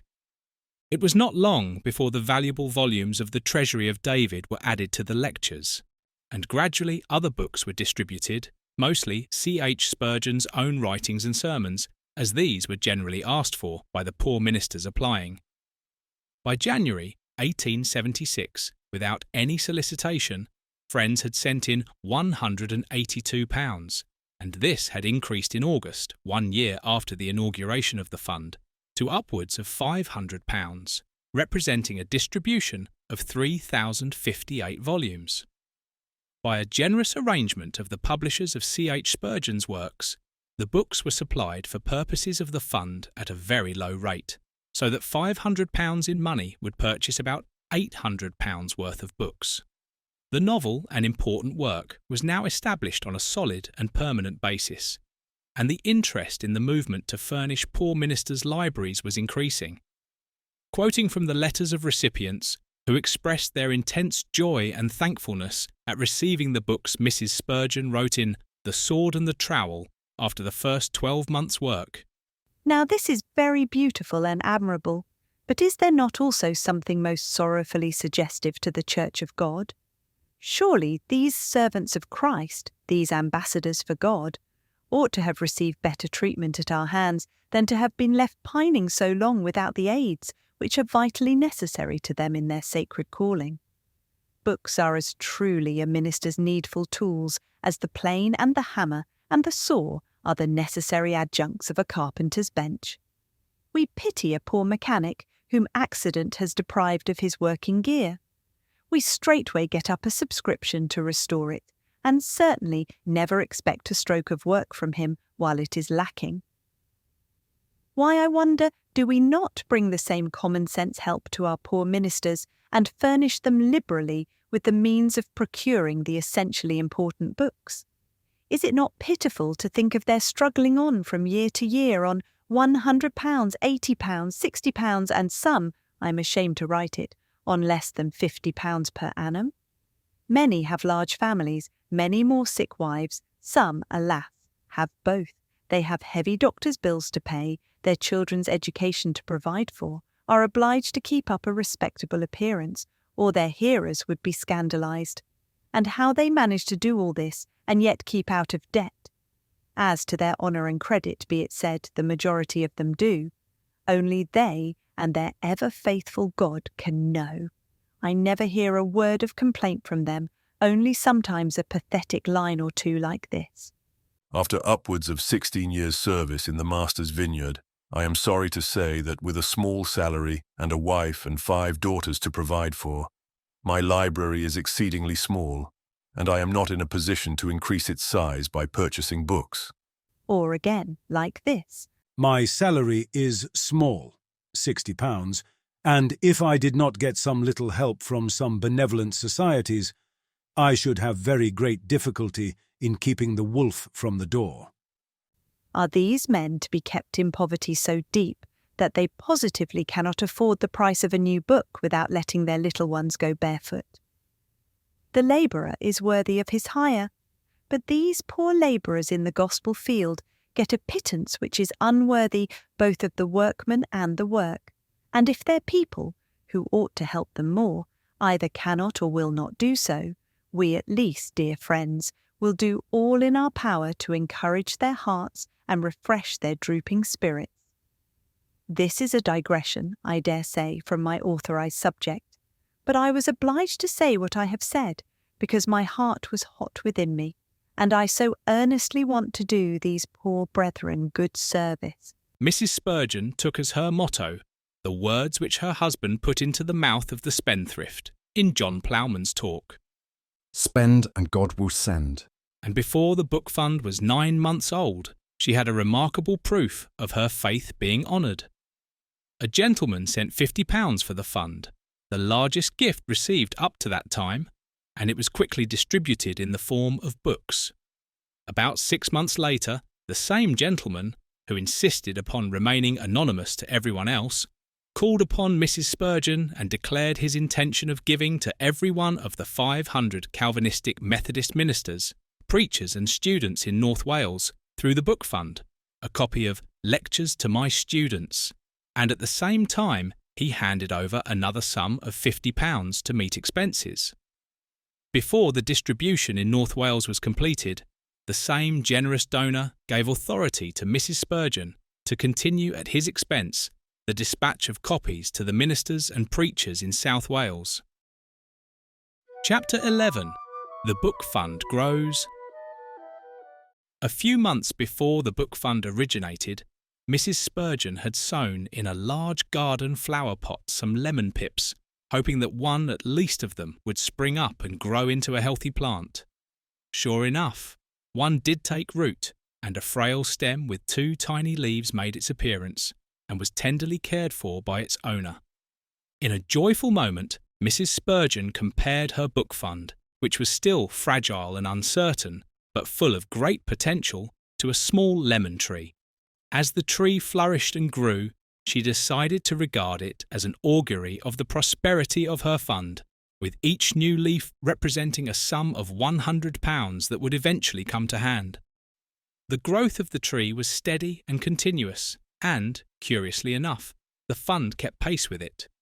As fresh leaves were formed, so new subscribers came forward to help on Mrs. Spurgeon's labour of love, and all through their history the book fund and the lemon tree were associated in the mind of the lady, to whom they were both so dear. Although subscriptions were not solicited, there was no lack of funds. Between August 1876 and January 1877, no less than £926 was received, and by the end of the second year more than £2,000 had come in and been expended. The progress of time only served to show how widespread was the need, and the letters which Mrs. Spurgeon received by the score each week formed pathetic reading, whilst the gratitude expressed by recipients of books was quite painful in its intensity. She had been trained in her husband's school of faith, and it was to God and not to man that she looked both for the money to carry on her mission and for the health and strength to enable her to cope with the ever-growing work of correspondence and organisation. The book fund has been nourished and fed from the King's treasury, and I must make my boast in the Lord that all needful supplies for the carrying on of the work have plainly borne the stamp of heaven's own merit. I say this because I have never asked help of anyone but him, never solicited a donation from any creature, yet money has always been forthcoming, and the supplies have constantly been in due proportion to the needs. Once only during the year did the Lord try my faith by allowing the grants of books to outnumber the gifts of money, and then it was only for a small moment that a fear overshadowed me. The dark cloud very speedily passed away, and fresh supplies made me more than ever satisfied with the resolution I had formed to draw only on the unlimited resources of my heavenly treasurer. None of the friends whose hearts have devised liberal things on behalf of my work will reproach me with ingratitude towards them when I lay my first loving thanks at his feet. They will rather join me in praising him for so sweetly inclining their hearts to help his needy ones, and will joyfully say, O Lord, of thine own have we given thee. I recall with very glad satisfaction the first donation which reached me for sending books to ministers. It came anonymously, and was but 5 shillings worth of stamps, yet it was very precious and proved like a revelation to me, for it opened up a vista of possible usefulness and exceeding brightness. The mustard seed of my faith grew forthwith into a great tree, and sweet birds of hope and expectation sat singing in its branches. "You'll see," I said to my boys, "the Lord will send me hundreds of pounds for this work." For many a day afterwards, a mother's hundreds of pounds became a household word of good-humoured merriment and badinage. And now the Lord has made me to laugh, for the hundreds have grown into thousands. He has done exceeding abundantly above what I could ask or even think. And faith, with such a God to believe in and depend upon, ought surely to smile at impossibilities and say, "It shall be done." The work which Mrs. Spurgeon had undertaken did not for very long confine itself exclusively to the supply of books.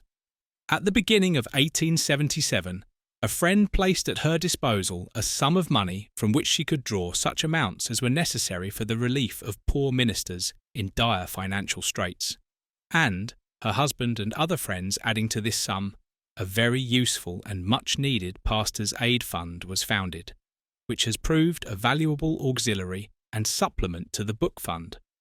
At the end of the year, too, a number of Christian ladies undertook to supply warm garments and other suitable clothing for the families of poor pastors, and this branch of the work has also gone on increasing to the present time. Still another advance was made when 2 friends provided the means for sending the sword and the trowel regularly for a year to each of 60 ministers who could not afford to purchase a religious magazine for themselves.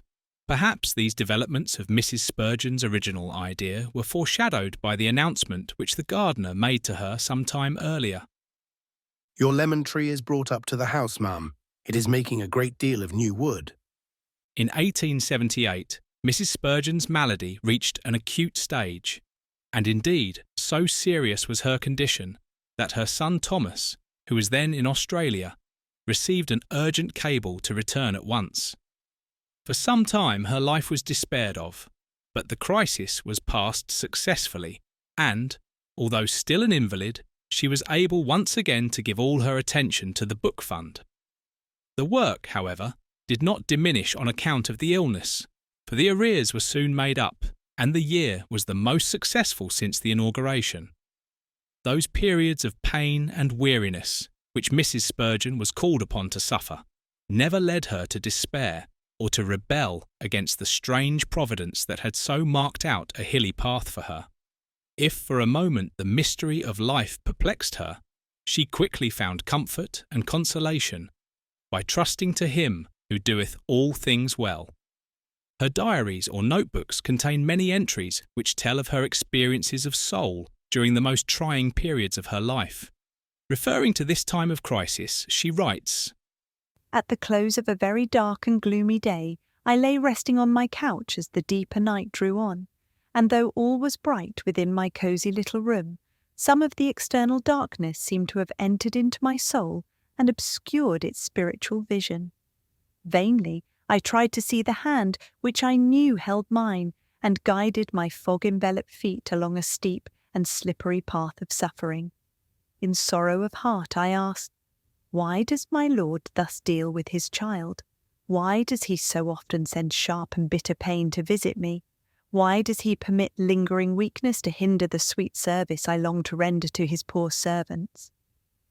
These fretful questions were quickly answered, and though in a strange language, no interpreter was needed save the conscious whisper of my own heart. For a while silence reigned in the little room, broken only by the crackling of an oak log burning on the hearth. Suddenly I heard a sweet, soft sound, a little, clear, musical note, like the tender trill of a robin beneath my window. "What can it be?" I said to my companion, who was dozing in the firelight. "Surely no bird can be singing out there at this time of the year and night." We listened, and again heard the faint plaintive notes, so sweet, so melodious, yet mysterious enough to provoke for a moment our undisguised wonder. Presently my friend exclaimed, "It comes from the log on the fire," and we soon ascertained that her surprised assertion was correct. The fire was letting loose the imprisoned music from the old oak's inmost heart. Perchance he had garnered up this song in the days when all went well with him, when birds twittered merrily on his branches and the soft sunlight flecked his tender leaves with gold. But he had grown old since then and hardened. Ring after ring of knotty growth had sealed up the long-forgotten melody until the fierce tongues of the flames came to consume his callousness, and the vehement heat of the fire wrung from him at once a song and a sacrifice. Oh, thought I, when the fire of affliction draws songs of praise from us, then indeed are we purified and our God is glorified. Perhaps some of us are like this old oak log, cold, hard and insensible. We should give forth no melodious sounds were it not for the fire which kindles round us and releases tender notes of trust in him and cheerful compliance with his will. As I mused, the fire burned and my soul found sweet comfort in the parable so strangely set forth before me. Singing in the fire! Yes, God helping us, if that is the only way to get harmony out of these hard, apathetic hearts, let the furnace be heated 7 times hotter than before. How the suffering wife had caught the spirit and faith of her husband, who, in his sufferings later on, wrote words almost to the same effect as the foregoing. The story of the book fund in its financial department during these early days, and indeed up till the present, is very much like that of the Stockwell Orphanage or the Pastor's College on a small scale. Unsolicited, the money would come in from the most unexpected sources just when it was needed, and would be spent without delay in the full and faithful expectation that more would follow to take its place. An entry in Mrs. Spurgeon's notebook a month or 2 after that, which records the message of the burning oak log, says, My heart praises and extols the goodness of the Lord, and my hand shall at once record the mercy which, like a blessed rain on a thirsty land, has so sweetly refreshed my spirit. This afternoon, a constant and generous friend brought £100 for the book fund. This was cause for devout thankfulness and great joy, for lately an unusually large number of books has been going out week by week, though funds have flowed in less freely. But it was not till a few hours after receiving this noble donation that I saw fully the Lord's tender care and pitying love in sending me this help, just when he knew I should most sorely need it. By the late post that night came my quarterly account for books, and so heavy was it that in fear and haste I turned to my ledger to see the available balance, and with an emotion I shall not easily forget, I found that, but for the gift of £100 a few hours previously, I should have been £60 in debt. Did not the Father's care thus keep the sparrow from falling to the ground? A sleepless night and much distress of spirit would have resulted from my discovery of so serious a deficit in my funds, but the Lord's watchful love prevented this. Before I called, he answered, and though trouble was not very distant, he had said, It shall not come nigh thee. O my soul, bless thou the Lord, and forget not this his loving benefit. A tumult of joy and delight arose within me as I saw in this incident not a mere chance or a happy combination of circumstances, but the guiding and sustaining hand of the loving Lord, who had most certainly arranged and ordered for me this pleasant way of comfort and relief. I am poor and needy, yet the Lord thinketh upon me. A fresh revelation of his wonderful love seemeth to be vouchsafed to my soul by this opportune blessing, and a check became an outward and visible sign of an inward and spiritual grace. I hastened to my dear husband that he might share my joy, and I found in him a willing listener to the sweet old story of his Master's grace and power. Then, after a word or 2 of fervent praise to God on my behalf, he wrote the following letter to the friend by whose liberal hand our gracious God had sent this notable deliverance. Dear friend, I should like you to know why you were sent here this afternoon, and what an angel of mercy you were to my dear wife, and so to me. The Lord bless you. Soon after you were gone, My wife's quarter's bill for books came in for £340, and she had only £280, apart from your cheque. Poor soul. She has never spent more than her income before, and if you had not come, I fear it would have crushed her to be £60 in debt. How good of the Lord to send you in the nick of time. We joined our praises together, and we do also very gratefully join our prayers for you. God bless you and make up to you your generous gifts above all your own desires. I could not refrain from telling you this. It is one of the sparkling facts which will make happy memories to help to stay our faith in future trials if they come again. God bless you. Yours heartily, C.H. Spurgeon.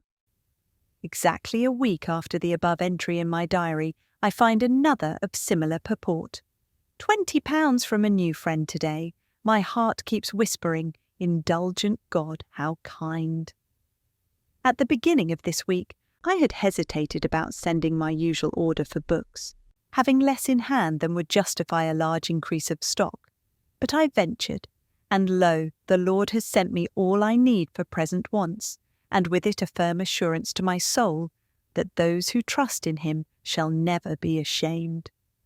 Money now began to be received in considerable sums. Gifts of £25 and £50 from single individuals were by no means uncommon, and from the great silver wedding testimonial presented by the Tabernacle Church to C.H. Spurgeon, the Book Fund received £100 and the Pastor's Aid Fund another £100. Of course, there were disappointments, but the trials only increased the faith. Thus, after losing an expected bequest of £200, Mrs. Spurgeon wrote, A legacy of £200 left to the Book Fund by an old and much-loved friend becomes null and void in consequence of legal inaccuracies in the will, and thus, though the dear deceased's tender remembrance of me is inalienable, I lose the splendid help to my beloved work, which she intended should partly alleviate my grief at her departure, and in some measure compensate for the cessation of her constant loving aid. I try to bear my disappointment bravely and sink my own sorrow in sympathy with the President in the far heavier loss sustained in like manner by the Pastors' College, and though I felt at first, to some extent, bowed down by the unexpected failure of my promised good fortune, I am since upholden and comforted exceedingly, for I know that the Lord is able to give me much more than this. And this puts all thought of murmuring from me, and enables me to look up again from human help to that infinitely more certain portion with which the Lord supplies all my need as it arises. Perhaps I needed such a lesson, and shall do well to learn it often by heart. It is quite possible that I felt too elated on hearing of the generous bequest, and counted up my riches with somewhat of carnal pride, mingling with the gratification which was allowable. Certain it is that I once reckoned upon a grand total at the end of the year, quite eclipsing all former amounts, and it may be that the Lord saw this was not good for me, and that the reception of too much treasure laid up on earth would have disturbed and imperilled that lovely posture of constant dependence on my God which He has taught me to delight in, and has so graciously honoured and rewarded.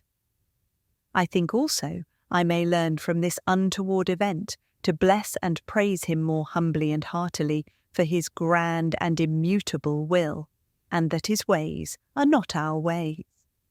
After her own comparative recovery in 1879, Mrs. Spurgeon's husband fell ill and had to go to the south of France, whence frequent bulletins were cabled, giving news of his condition to the anxious wife at home.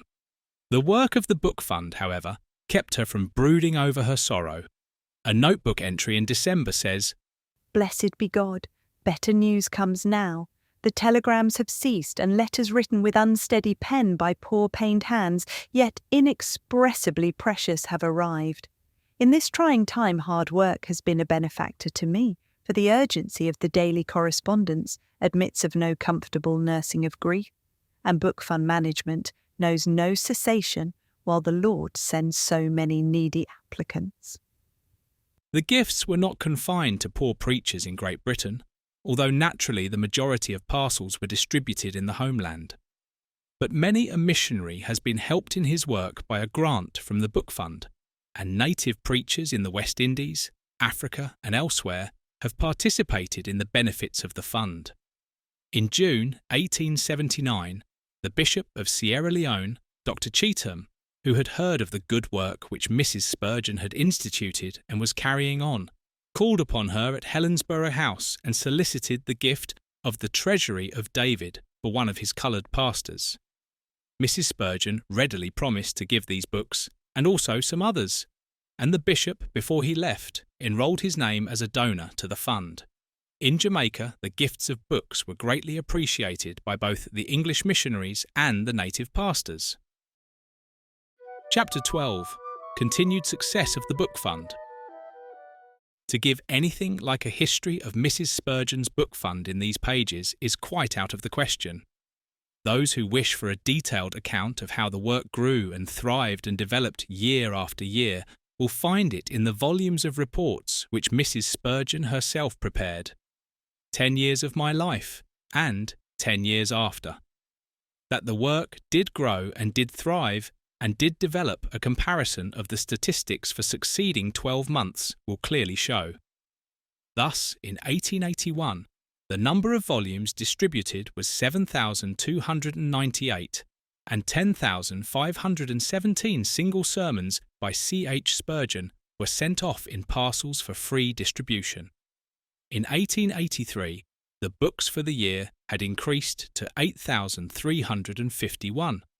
In the following year, the number stood at 9,149, and the sermons at 11,981, whilst 3 years later, the annual distribution included 10,311 volumes and 21,227 sermons.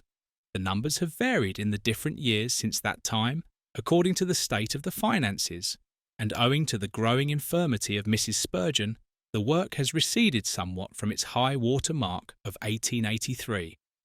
The last report issued by her, that for the years 1901 and 1902, showed that 10,113 volumes had been distributed during the 2 years, and that in the 27 years since the fund was started, a total of 199,315 valuable theological works had been put into the hands of ministers, preachers and missionaries too poor to purchase them. This record is remarkable, especially considering that it was accomplished by an invalid lady. The entire work of the Book Fund, including correspondence and organisation, was managed personally by Mrs. Spurgeon. The demands of the correspondence alone were immense. She received an average of 500 letters per month, with some months totalling 657 and 755 letters respectively. The work, however, was not always pleasant. Mrs. Spurgeon noted that her lemon tree, a symbol of the Book Fund, had developed a few sharp thorns. Some ministers misunderstood the nature of the fund, or behaved in ways inconsistent with their office. A few wrote in a tone that bordered on demanding books, while others ignored the conditions of the fund and refused to confirm whether their incomes were below the £150 per annum threshold. One particularly unpleasant incident involved a man who had requested a grant without disclosing his financial condition. When kindly asked if his income brought him within the scope of the fund, he replied angrily, "Permit me to say I have no wish to be considered a pauper." Reflecting on such incidents, Mrs. Spurgeon wrote, Ever since the Master gave me this charge to keep, he knows I have tried to minister in gentle, kindly fashion to his servants, but occasionally the spirit of my service is overlooked by them, and my gifts are either claimed as a right or disdained as a charity. Few and far between are these ugly thorns on my beautiful tree. Tender and loving acknowledgments of my work are the rule, and when an exception comes, I can well afford to forgive and forget it. Were it not that a chronicler is required to be faithful and give fairly both sides of the history he is writing, I should have left unrecorded this painful part of a most pleasant and blessed service. It is truly wonderful that being so often prostrated, Mrs. Spurgeon was able to keep the Book Fund in so flourishing a condition. Over and over again she was completely laid aside, and when once more convalescent, her weakness was such that none but a woman whose whole being was given up to service for the Lord could have sustained the mental and physical stress of such a great work. In his preface to 10 Years of My Life, the substantial profits from which, owing to the generosity of the authoress and publishers, were given to the book fund, C.H. Spurgeon wrote, I gratefully adore the goodness of our Heavenly Father in directing my beloved wife to a work which has been, to her, fruitful in unutterable happiness. That it has cost her more pain than it would be fitting to reveal is most true, but that it has brought her a boundless joy is equally certain. Our gracious Lord ministered to his suffering child in the most effectual manner when he graciously led her to minister to the necessities of his servants. By this means, he called her away from her personal griefs, gave tone and concentration to her life, led her to continual dealings with himself, and raised her nearer the centre of that region where other than earthly joys and sorrows reign supreme. Let every believer accept this as the inference of experience that for most human maladies, the best relief and antidote will be found in self-sacrificing work for the Lord Jesus. The writer went on, however, to say that his wife's increasing weakness was not equal to continuing the work at its present increasing rate. From this date, the beloved worker feels that she must slacken. The business has overpowered her. The wagon is running over the horse. A measure of this ministry must pass into other hands, for to my great sorrow, I have seen that overpressure is now causing a growing sense of weariness. It cannot long be possible to wake up every morning with a dread of that pile of letters, to sit all day with scarce an interval, writing and bookkeeping, and to go to bed at night with a sigh that the last stroke has hardly been made before the eyes have closed. However brave an invalid may be, love will not always allow such incessant toil to grind down a willing spirit.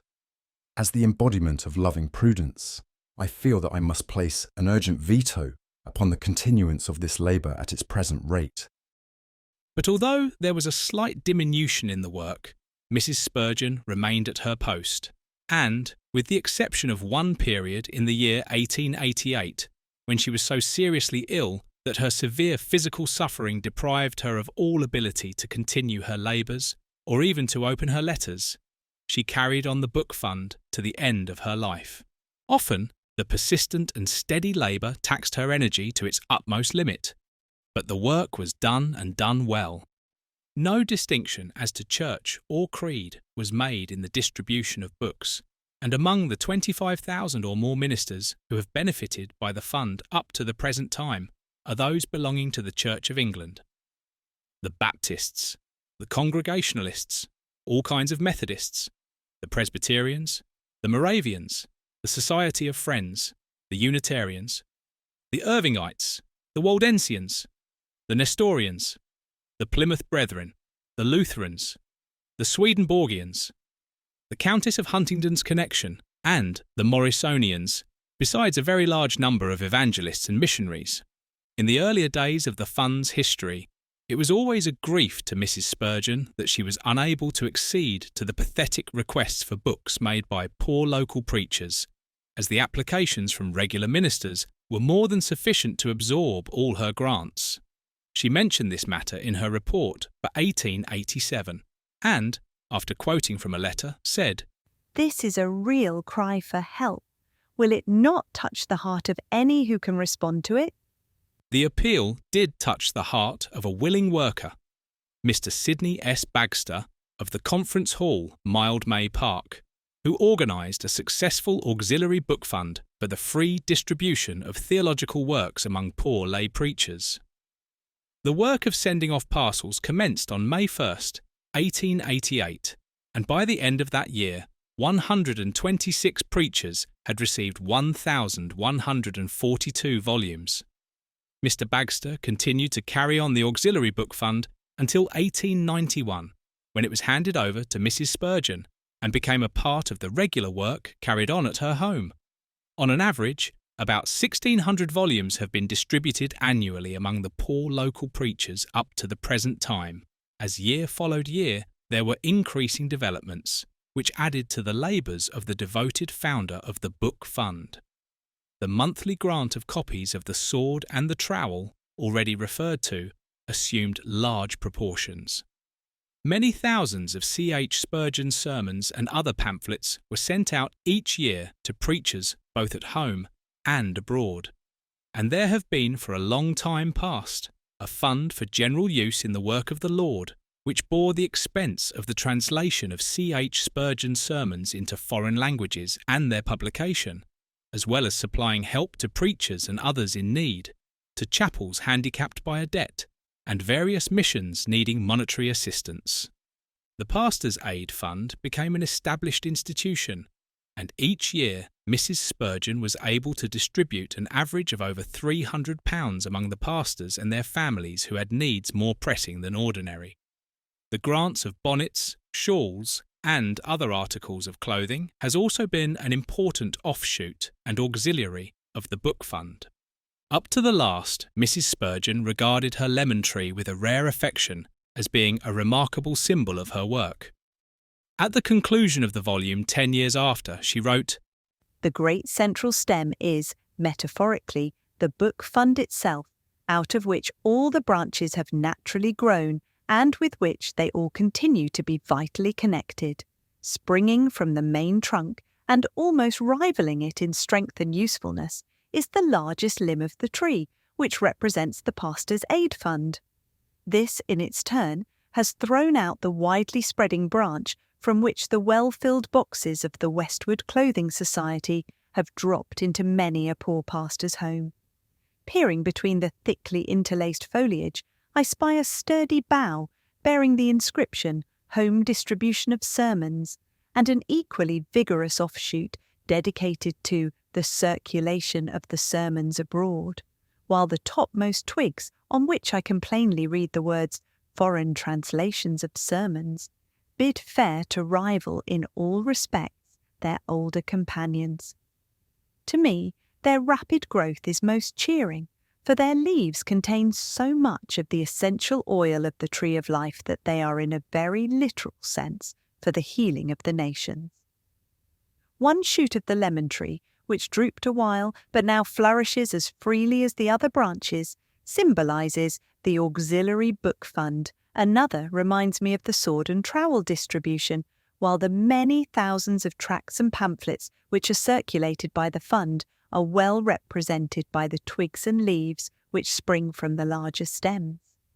All through, Mrs. Spurgeon was herself a most generous donor to the Book Fund finances, her personal services being supplemented by monetary gifts far greater than is generally supposed, while by her will the fund benefits to a considerable extent.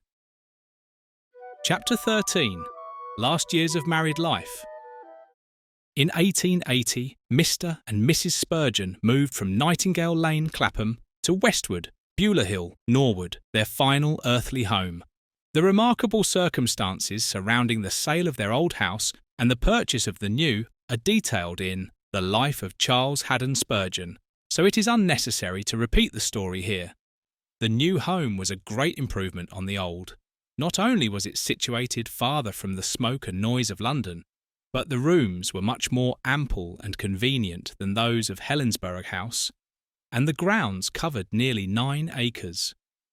The actual changing, however, was a time of much discomfort, although Mrs. Spurgeon's health was far better than it had been for a long time past.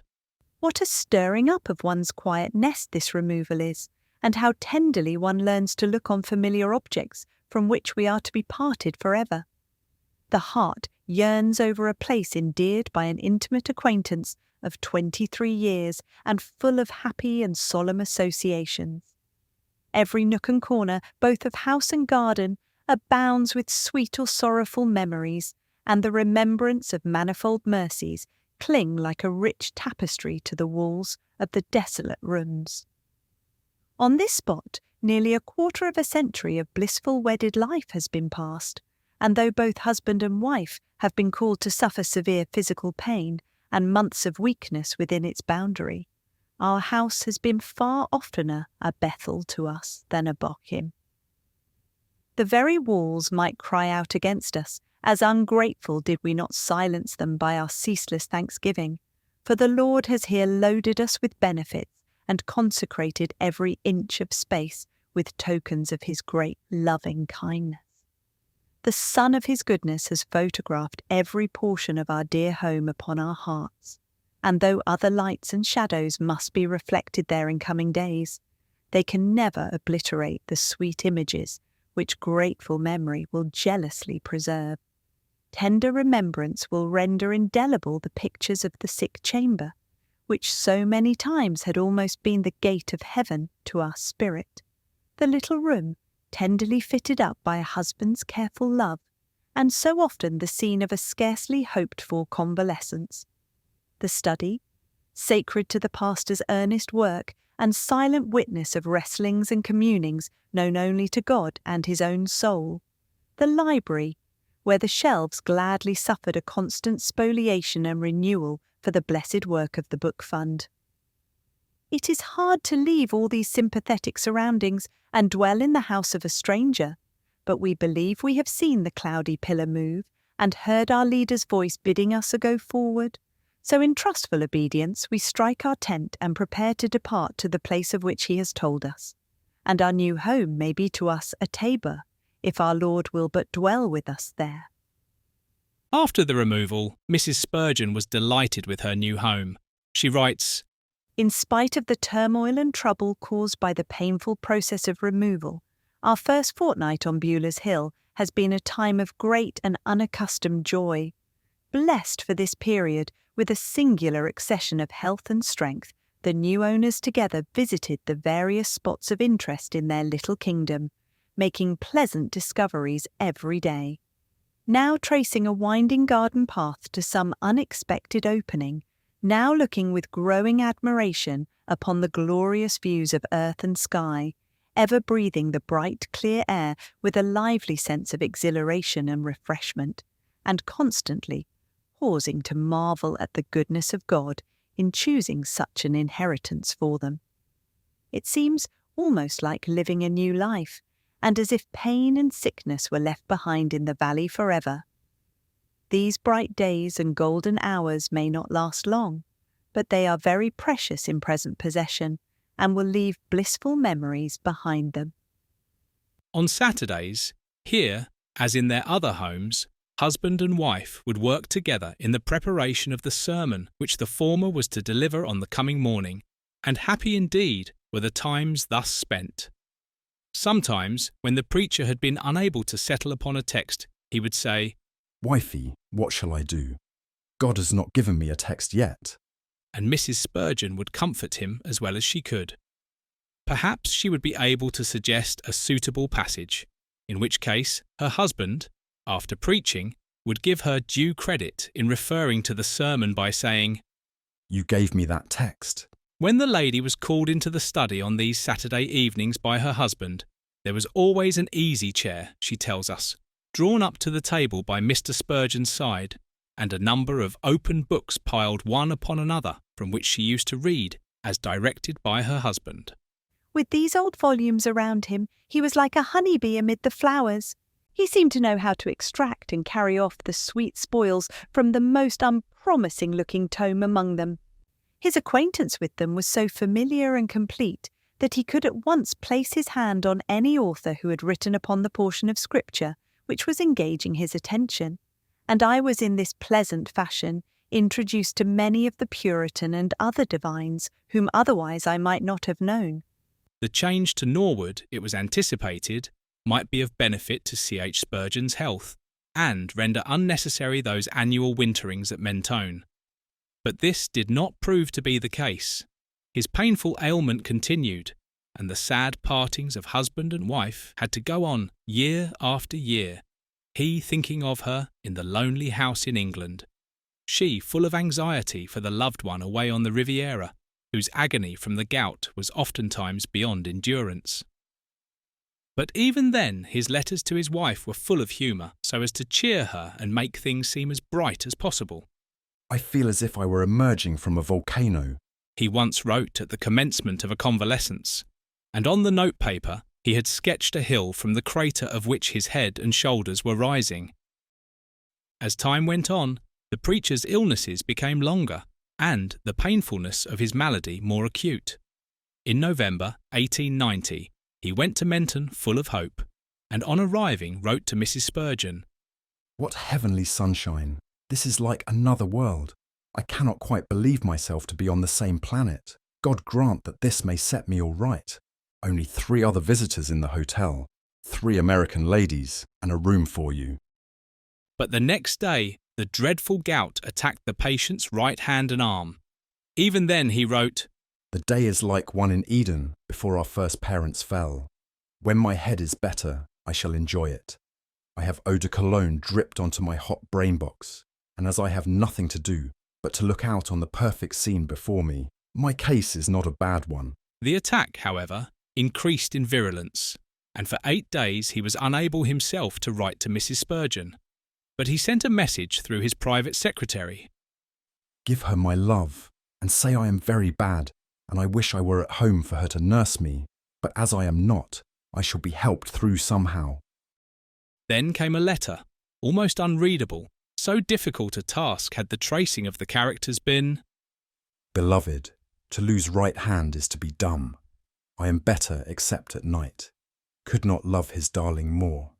Wished myself at home when pains came, but when worse this soft clear air helps me. It is as heaven's gate. All is well. Thus have I stammered a line or two. Not quite dumb, bless the Lord. What a good Lord he is. I shall yet praise him. Sleeplessness cannot so embitter the night as to make me fear when he is near. The letter was signed, Your own beloved Benjamite. a humorous reference to the fact that it had been written with the left hand. After this, progress was slow, but such expressions as, Oh, that you were here. clearly show how he longed to have his wife by his side. On December 8th, he wrote gleefully, Today I dressed myself. and concluded, You write so sweetly. Yours is a hand which sets to music all it writes to me. God bless you, but you don't say how you are. If you do not, I will write every day. Mrs. Spurgeon had lovingly sought to conceal her own weakness, so as not to give any additional pain to her husband. When the English winter proved to be very cold, he wrote, Poor darling to be so cold. The Lord will soon hear prayer and send the soft south wind upon you, and then I also shall get well, and go out for walks and praise his name. I wish I could think of something to cast a gleam of sunlight over westward. If my love were light, you would live in the sun. I shall send you some roses tomorrow, and they will prophesy of better days.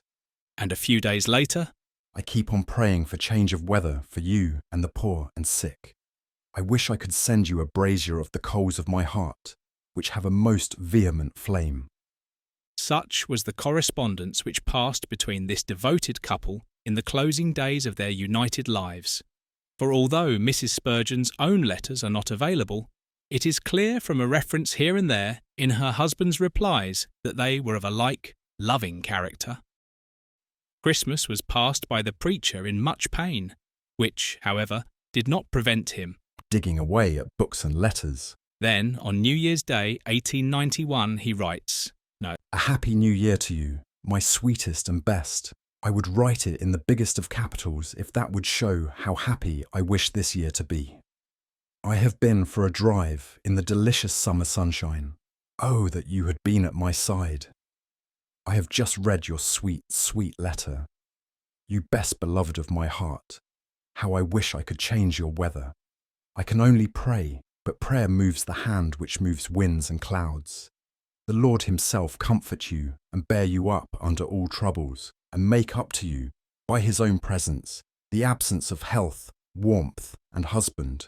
Then, on Mrs. Spurgeon's birthday, she received a letter in which her husband said, I trust this will reach you on your own dear birthday. 10,000 benedictions be upon you. What an immeasurable blessing you have been to me and are still. Your patience in suffering and diligence in service are works of the Holy Spirit in you, for which I adore his name. Your love to me is not only a product of nature, but it has been so sanctified by grace that it has become a spiritual blessing to me. May you still be upheld, and if you may not be kept from suffering, may you be preserved from sinking. All this time, although suffering so severely herself, Mrs. Spurgeon was working indefatigably to help others. The Book Fund and the Pastor's Aid Fund were in full swing, and in order to give some relief to the poor of Thornton Heath, who were thrown out of work and in dire straits on account of the prolonged frost, she opened a soup kitchen at Westwood and distributed coals freely among the people. G.H. Spurgeon, hearing of this, wrote, I am so glad you feed the poor. Spend £10 for me, please. Don't stint anything. At last, on February 2nd, the patient, apparently much improved in health, started for England, writing to his wife on the same morning a note which concluded with the words, Blessed be God that we are spared to each other. But the apparent improvement was far from being real or permanent. This is not the place in which to give a detailed account of C.H. Spurgeon's final days in England. He preached at the Tabernacle for the last time on Sunday morning, June 7th, 1891, and then, directly afterwards, his illness took an alarming turn, and a fatal issue was feared. Mrs. Spurgeon was an indefatigable nurse, and the sympathy of the whole nation went out to her in her sore trial. Mr. Gladstone wrote, In my own home, darkened at the present time, I have read with sad interest the daily accounts of Mr. Spurgeon's illness, and I cannot help conveying to you the earnest assurance of my sympathy with you and with him, and of my cordial admiration not only of his splendid powers, but still more of his devoted and unfailing character. May I humbly commend you and him in all contingencies to the infinite stores of the divine love and mercy. Many other distinguished people, including a number of the bishops, also wrote to Mrs. Spurgeon.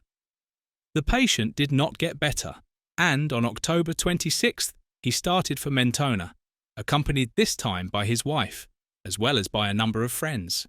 Later, Miss E.H. Thorne, Mrs. Spurgeon's companion and friend, joined the party, and these two ladies took it in turns to nurse the invalid, who at first seemed to benefit by the warm southern sun.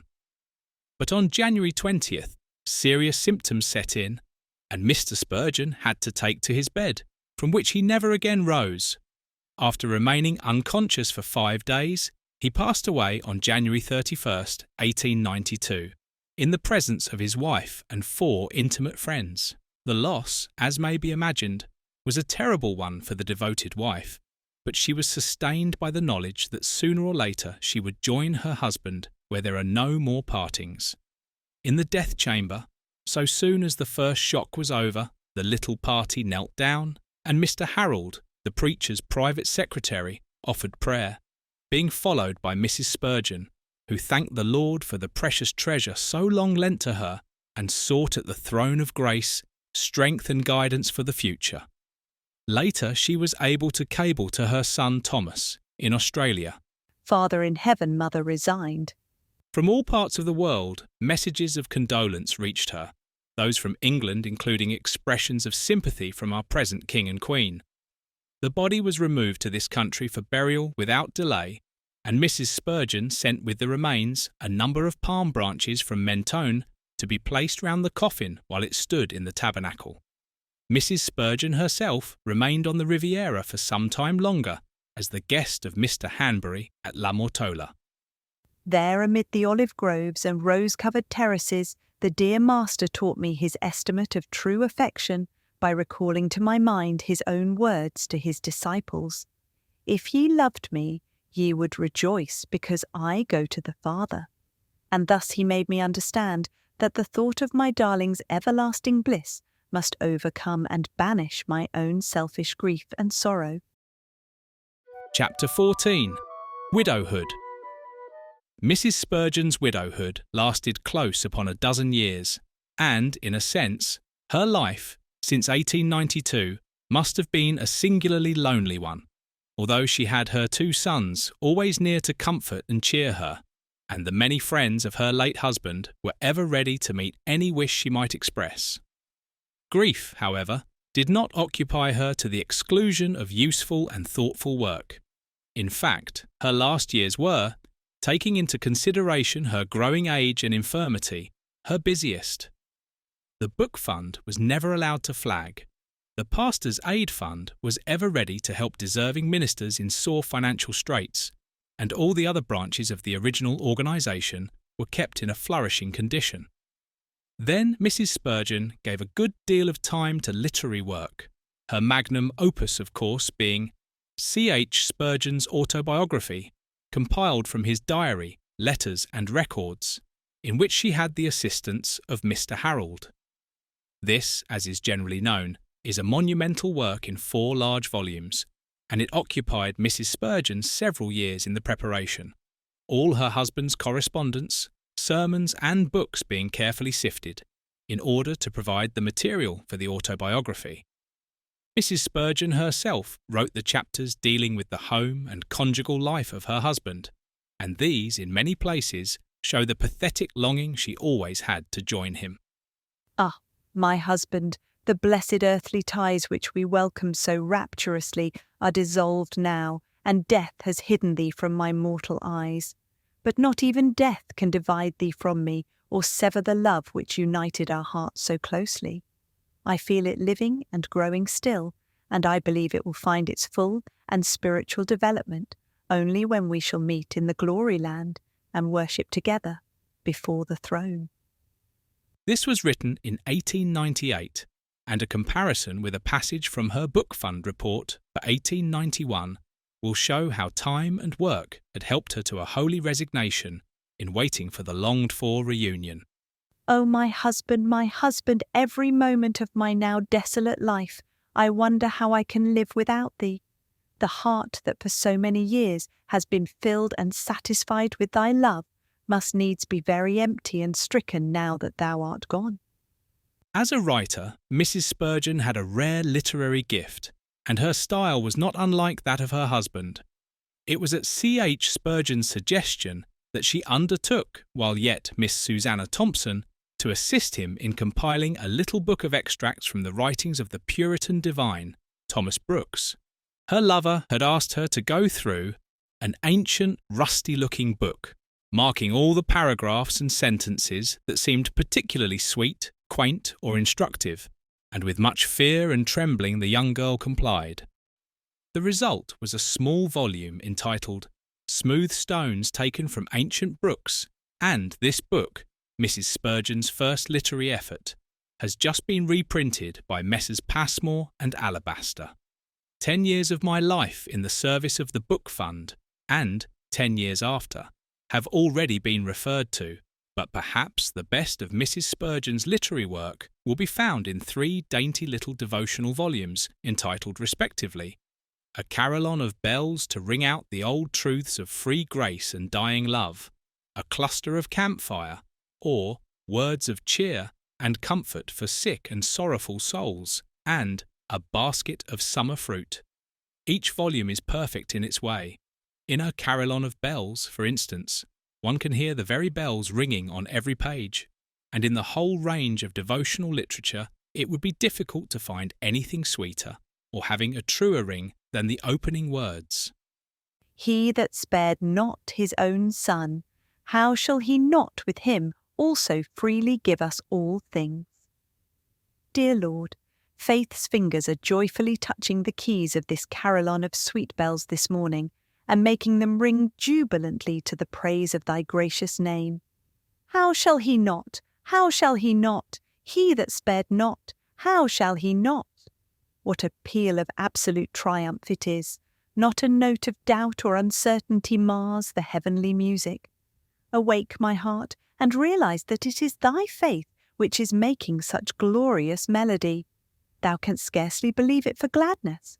Yet it is blessedly true, for the Lord himself hath given the grace, and then accepts the tribute of gratitude and praise which that grace brings. Press the tuneful keys again and again, for faith holds festival today, and the joy of assurance is working wonders. He that spared not, how shall he not? Hear how the repeated negatives gloriously affirm the fact of his readiness to bless. These silver bells have truly the power to scare away all evil things. In addition to these volumes, Mrs. Spurgeon is the author of a number of Westwood leaflets on devotional and other topics, and she has been for years past a very frequent contributor to The Sword and the Trowel, for the conduct of which, until recently, she was responsible. Another work in which she took a great and prayerful interest was the selection of the daily texts for Spurgeon's Illustrated Almanac, and the preparation of that little booklet for publication. For about 30 years, she chose the passages of Scripture, and this was no light work when year after year fresh texts had to be found, which would fulfill the two necessary conditions of being short and also helpful when taken apart from their contexts. Other kinds of work, too, Mrs. Spurgeon did with all her accustomed zeal.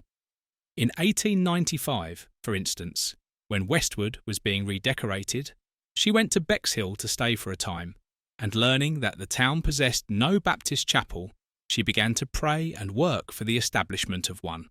As the result of her efforts, a school chapel was first opened, and in 1897 Mrs. Spurgeon herself laid the foundation stone of a fine sanctuary, to the glory of God, and in perpetual remembrance of her beloved husband's blameless life, 40 years public ministry, and still continued proclamation of the gospel by his printed sermons.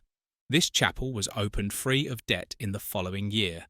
In 1899, again, during the collecting of subscriptions for the erection of the present Metropolitan Tabernacle, which was to take the place of the first building, Mrs. Spurgeon not only generously contributed to the rebuilding fund, but on a certain day, February 8th, she held a reception in the basement of the tabernacle, and at one sitting received from those who attended about £6,367 towards the fund.